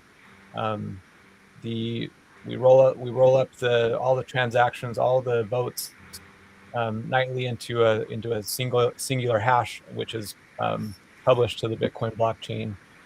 So my voting system probably has quite a bit of overlap with John's. I'm not focusing on paper ballots right at the moment, but what I'm trying to do is make it so that there's no sort of uncertainty about the voting that a person is doing. We would allow certified, or whatever the case is, third parties to come in and analyze the voter rolls, because that's the question: is are the people voting supposed to be voting? Because you want to prevent either people's votes being erased or being added to that shouldn't be. And so we would allow a third party investigation or an audit of the voter rolls. And there are actually different ways that different organizations are working on to make that a question about that. Process. Yes. So I noticed you mentioned that in the first hour we were talking, and I see very different discussions that happen, whether you're on the left or whatever, Democrat, Republican side of election integrity. And I hear voter fraud and election fraud get used interchangeably when that's really not accurate. But I did notice, and I understand that more conservatives are more concerned about the voter ID and on that end of the system than they are on, in my opinion, or just from what I've learned, the more likely place that elections are being manipulated is in that black box, the tabulator. So I just thought that was interesting that's what you hear, and you're in a more conservative area. But I think people I do think that's kind of overblown, and not to say that it doesn't exist, but I think from what I understand, most of the manipulation happens in that tabulator, which is election fraud, not voter fraud. But just as an example, real quick, when I was talking about these groups that are not honest actors, this one is very much a left-leaning group. I think it's called States United, and they know this, and they use they use the term voter fraud instead of election fraud, because they know that, just to confuse. And anyway, but what do you think? So just so I understand your question, when you say the black box, that means people are maybe manipulating the actual vote totals. Is that what you're saying? Right, like in the tabulation. Yeah, and I think it's related to voter ID also, in my opinion, because you have to be able to compare the voter rolls with what the votes are. Right, of course. And so that's what I'm trying to show, is that I can show a direct line between the voter roll and the actual vote cast. Mm-hmm. And you can say, well, only X amount of people should have voted on here, and I can show that those vote totals will match exactly. And right. And those things can be audited and while protecting privacy. So but I guess what I mean is the instances of individuals going and voting twice, or all of those things, are not as great. It's also not, I think, Phil, you mentioned at one point, it's not the most effective way to alter an election anyway. No. It would be in the machines, right? Well, and before that, I don't mean to sound like a broken record, I support what John's doing 100%, and I want to have the opportunity to help John present to some nonprofits in Wisconsin who are valiantly fighting for clean elections. But the bigger issue, I think, and I don't want to change the course of the conversation, is the candidates that are put before us without any control of ours by the two major parties, how they're funded, and how the media is complicit in promoting the wasted vote fallacy. And that if that can't be overcome, and again, I'm not saying this as a like we shouldn't bother with trying to do all this. I'm 100%, 120% supportive. But if we're talking about the votes being tabulated for candidates who, once they arrive on the ballot, they're there waiting for election day, are prepackaged to be corrupt and play along with the duopoly, and they're already disadvantaged when they're on the ballot because they're not getting media coverage, because they're disadvantaged, because the media is also, bought and paid for more or less by the duopoly, because they spend a ton of money with the television stations and the radio stations. That's really where the meat of this is, like where we need to. And I don't know how, so I'm not here to tell you how we solve that. All of the above, though, right? Yeah, no, yeah, It's all anything of that it. we're talking about, but let's just be clear about the problem is, how do candidates arrive on the ballot and why? Right. And like, I'm fully convinced that if Tyler wins and then doesn't follow the standards of his facial recognition database and votes a different way, he will still have the Republican privilege the next time he's on the ballot. And people will still consider him compared to a Libertarian candidate or a Constitution Party candidate. I also just completely would never use your app because of the facial recognition aspect of it. Like, I'm just not doing it. That's what I said to him at first when I first saw it. But I want to. I'm not scanning my face in so that I can give an opinion poll to a politician who says they're going to listen to me. I'm not doing that. And that's not personal, Tyler. But it's not. No, I don't. It has nothing to do with Tyler. It's just the concept. I don't take it personally. I totally understand what you're saying. And I explained this at the beginning. I'm trying to use the tools that I have to accomplish which is to prove a person is who they say they are. They're not a duplicate person, and so on. I'm open to different forms of validation for the people so that they can basically receive the ability to vote. I'm not saying that this is set in stone and so on and so forth. I'm using the tools that I have off the shelf that I can do without having to hire, open a building in every single city to, basically validate voters. I'm using the tools that I have. Will you publish? Because as bills come up, if you're elected and people are voting, like expressing their opinion on bills, we publish that. And I can read Andy's mind right now. He's like, well, he doesn't have to tell the truth. No, I don't think we should call that voting. I don't think we should call that voting. Okay. Right? Like, Tyler's app is not about voting; it's about polling for. Right. Okay, it is polling. Whatever you want to call it. Will Tyler publish that so that if he does the results of the polling / voting, the people that are on the app and expressing their opinions on bills, are you going to publish that and then publish the result? Yeah, if you decide. Like, of course, I should vote differently. That's kind of the whole. Right? Yeah, it's on there. It's on the website. And I didn't give you a chance. I'm sorry, Tyler.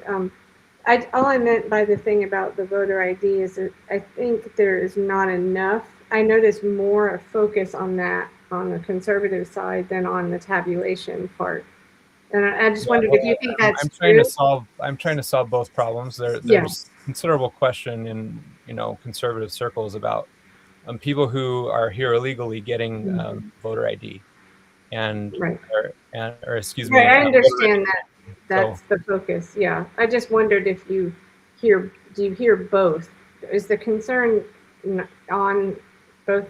Well, yes. I mean, in Utah, I mentioned earlier we're a mail-in state, and we can check that our vote has been counted, but we have to trust that the government is telling us that. There's no like transparent process where I can see that that's my vote on a spreadsheet or on a database. So I guess I see it as kind of I'm going to go out on a limb a little bit here. If let's just say the powers that be, we'll just call them that, are manipulating the election. What a great way to pass it off on illegal, that they're the problem. And I think, I don't know, I just want to say, I think that more of the fraud is happening inside the machines than it is. Not to say that there isn't ballot stuffing or something going on, but I think it is a way to pit people against each other. And that's just what I see. I think the future is, to me, is about technology, about openness, about bringing these things out into the open so that we can inspect them. I think that's part of what blockchain is. It's about security. It's about transparency. I don't think any of us would disagree on that angle. Yeah, And right. we may come at it from a different perspective or trying to solve different problems, but there, I think we could agree on, we want our elections to be secure. We want to be able to trust them, because there's so much distrust in the system, and why can't we just make a few changes that will breed more trust, and so. Right, and ultimately, to people that say, "Oh, we shouldn't talk about this," well, if you have the transparency, then these conspiracy theories or whatever can't flourish, because then you know the truth of what's happened. Yeah, you have to be able to prove it. Right. Yeah. You can Right. say Yeah, that But that's what it's cryptography is transparent. about, is Every time somebody visually proving. loses and claims election True. fraud, the winners say, "Oh, it's totally transparent and Right. accountable." Right. The part, regardless of the party. So the point, Well, and that's kind of my point with John with the blockchain, is we all, if we support this idea of transparency, and if we're going to use blockchain technology, whether it's in Tyler's app or in John's proposed solution, we need to be able to explain it a little bit, as best as we can. Otherwise, we're just contributing to the distrust. Well, that brings me to something I want to mention here. Now, we are going, I believe Diane Sayre and we're going to put something together with more candidates. She's an independent running for president. But John and I met with a guy. We need to fundraise for something, and I am absolutely terrible at fundraising. I don't like involving money in things. But John and I met with someone who does these amazing videos. I don't know if anybody's seen. It's called Timeline Junkies. They were good. They're really good, and I'm sure everyone's seen the Lego movies, films that have come out recently that are viral. It just really shows you how much that can grab people's attention, and because this topic is so hard to keep the public's attention on, and it's unclear.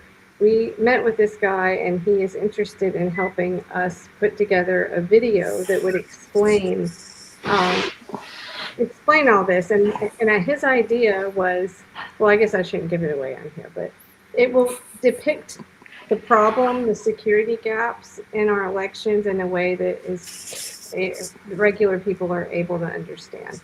So we're going to be doing something to do a bigger fundraiser to raise funds. It's $1,000. It's not a lot, so we're going to try to get everyone together and get that done. He possibly has a TV show deal, so we have limited time to get him on board to do it. So Well, anyway, let's do a telethon or something, and we'll be on for 24 hours raising money for it. yeah, it's not that much. I mean, it's really not. No. But Can I talk about a much simpler and dumber technology that exists here in Maryland that needs to be fixed real quick? That does go to who gets to vote and who gets to be able to register to vote. So right now, if you go to our Department of Motor Vehicles and you present information that shows that you are a citizen, you get a screen that allows you to register to vote. But if you go to our Department of Motor Vehicles, where we are issuing licenses to non-citizens, and you present information that says, I am not a citizen, it routes the same workflow.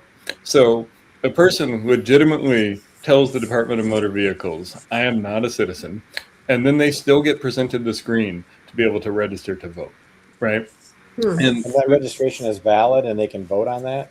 I mean, that registration is valid. They don't have to show anything at the polls to... They don't have to show any ID at the polls or anything like that. No, the there's no indication. The Democrats are opposed to that, right? There's no, I will say, I saw a bill in which a Democrat and a Republican were co-sponsoring this simple fix. They were both like, The Democrat was like, I agree, people should have to be citizens in order to vote. And we have the dumbest form of technology possible, where we ask people to present a document and they do so legally and earnestly. And the system is not offering different workflows based on which document they present. So people who may have a legitimate language barrier are just rushing after they've waited at the DMV for a long time trying to get things figured out. And it didn't pass. That's the problem. The problem is not that Democrats opposed it or Republicans opposed it. It was a bipartisan bill from a very conservative, from a DSA Democrat and a Freedom Caucus Republican. So why didn't it? Because there's not enough time in a 90-day session when there's 4,000 bills and the leadership has priorities and They weren't instructed by somebody to not pass that. No, I don't think so. Okay. I don't think there was a kill on it. I just think there wasn't a prioritize on it, right? So Tyler has to go, but I wanted to get more into the facial recognition thing. I figured Phil would, as a libertarian, would have been like had his head popping off about that. But maybe we can. I do, but I've got like 75 things where my head's about to explode. So.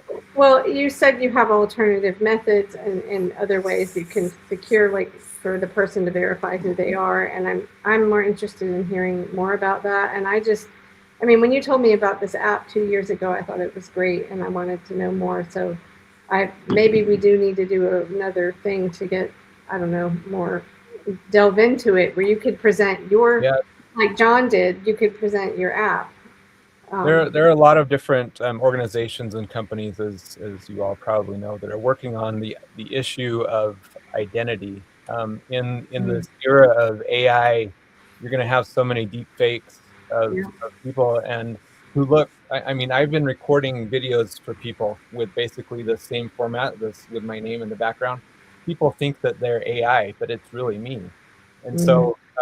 We're going to have ways that we know a person is a person, and so no matter how small.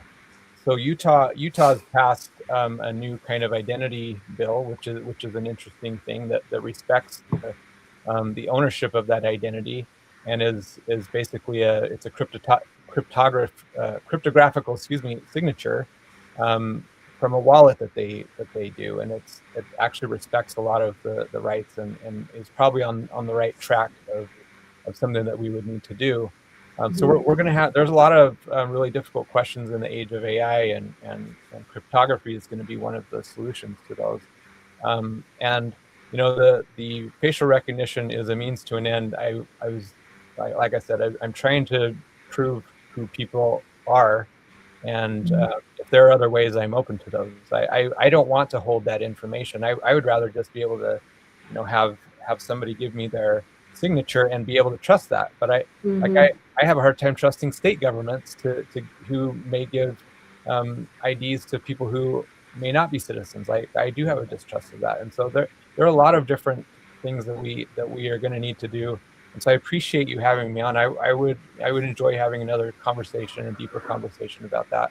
And I'm not wedded to the idea of you know, facial recognition. It's a means to solve a problem, which is to try to prevent duplicate accounts, right?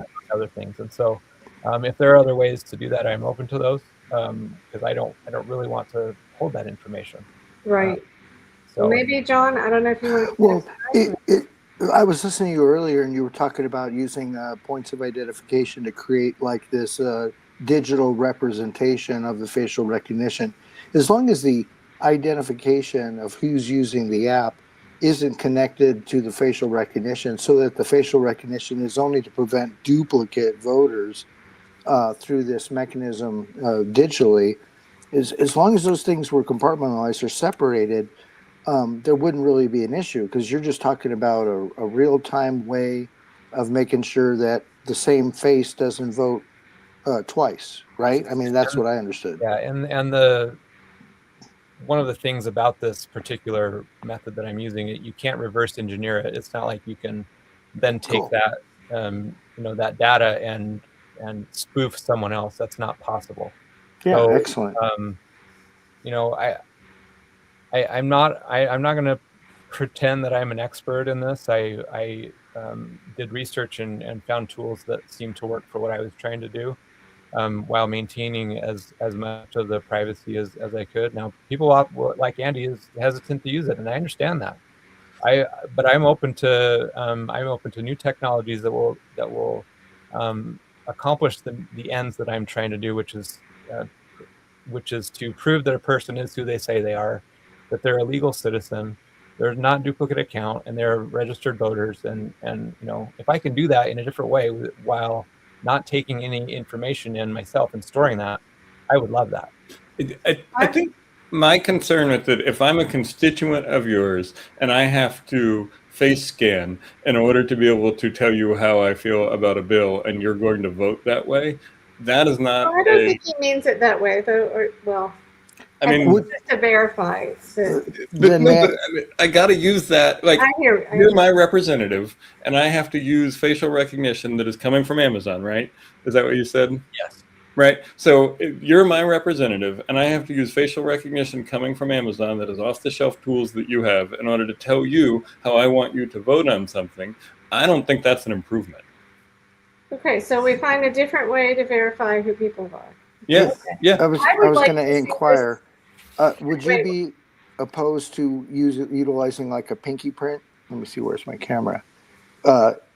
If this is a unique identifier biometrically, if I were to put that down on a pinky reader, as long as it's not tied to identify, could that be another mechanism? Some people have issues with that too. I think the solution to me, or part of the solution, are community verification events where nobody is taking photos of anything. We know our neighbors. We can we can kind of create a protocol by which we say, well, okay, I saw your birth certificate or your driver's license. I know that you're here. I've known you for 20 years. We can have people on both sides of the aisle who can verify this, so it can't just be manipulated. I think there are ways that we can do this, but that requires a lot of labor. I'm not against it. It's just what I'm trying to do with the app is just with as few people as possible, accomplish what I'm trying to do, which is provide a clean voter roll. And so that's. Well, I know you have to go. I know you have to go. I just wanted to say, I think what I would love to see is this kind of an app used by candidates of people willing to. Okay, in Diane Sayre's case, she had to get affidavits of people that voted for her because there were some votes missing. I would love to see this kind of an app used.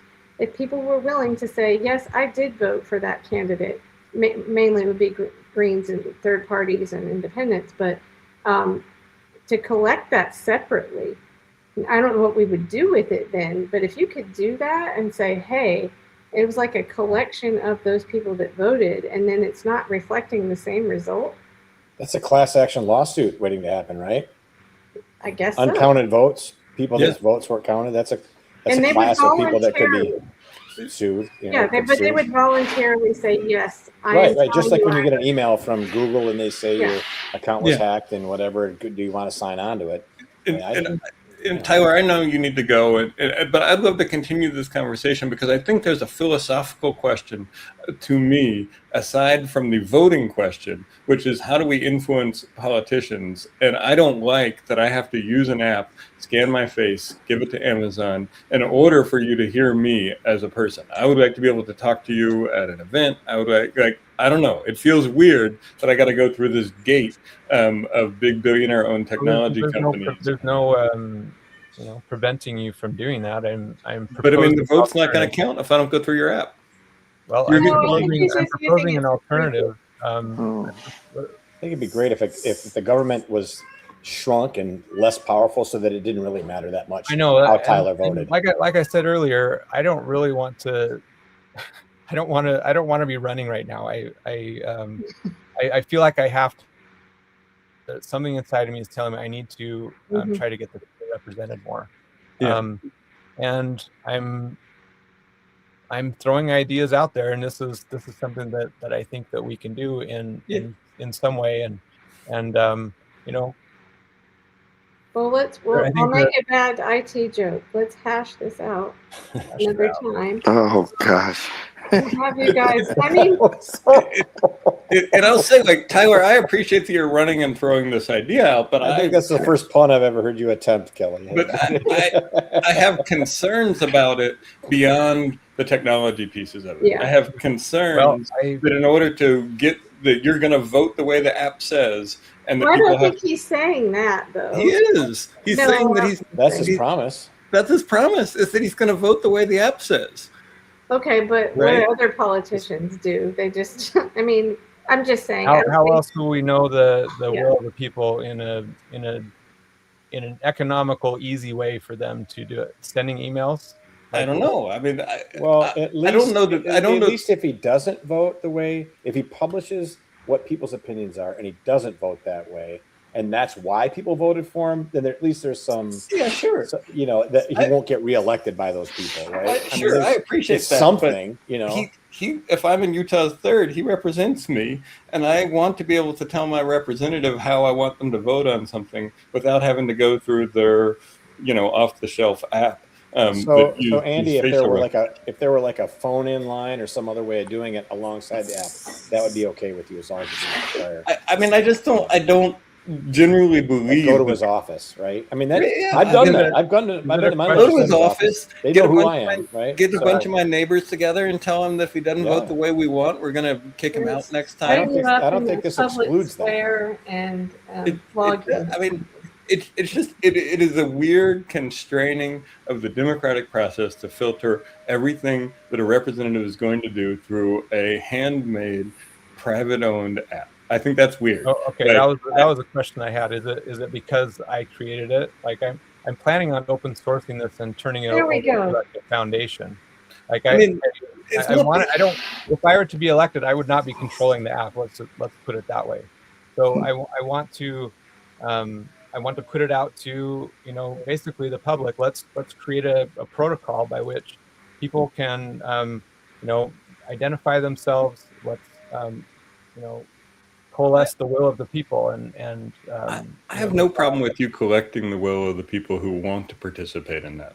That's totally fine, right? I think the idea that the votes are going to be determined by what the app says instead of what you think is a problem that I have.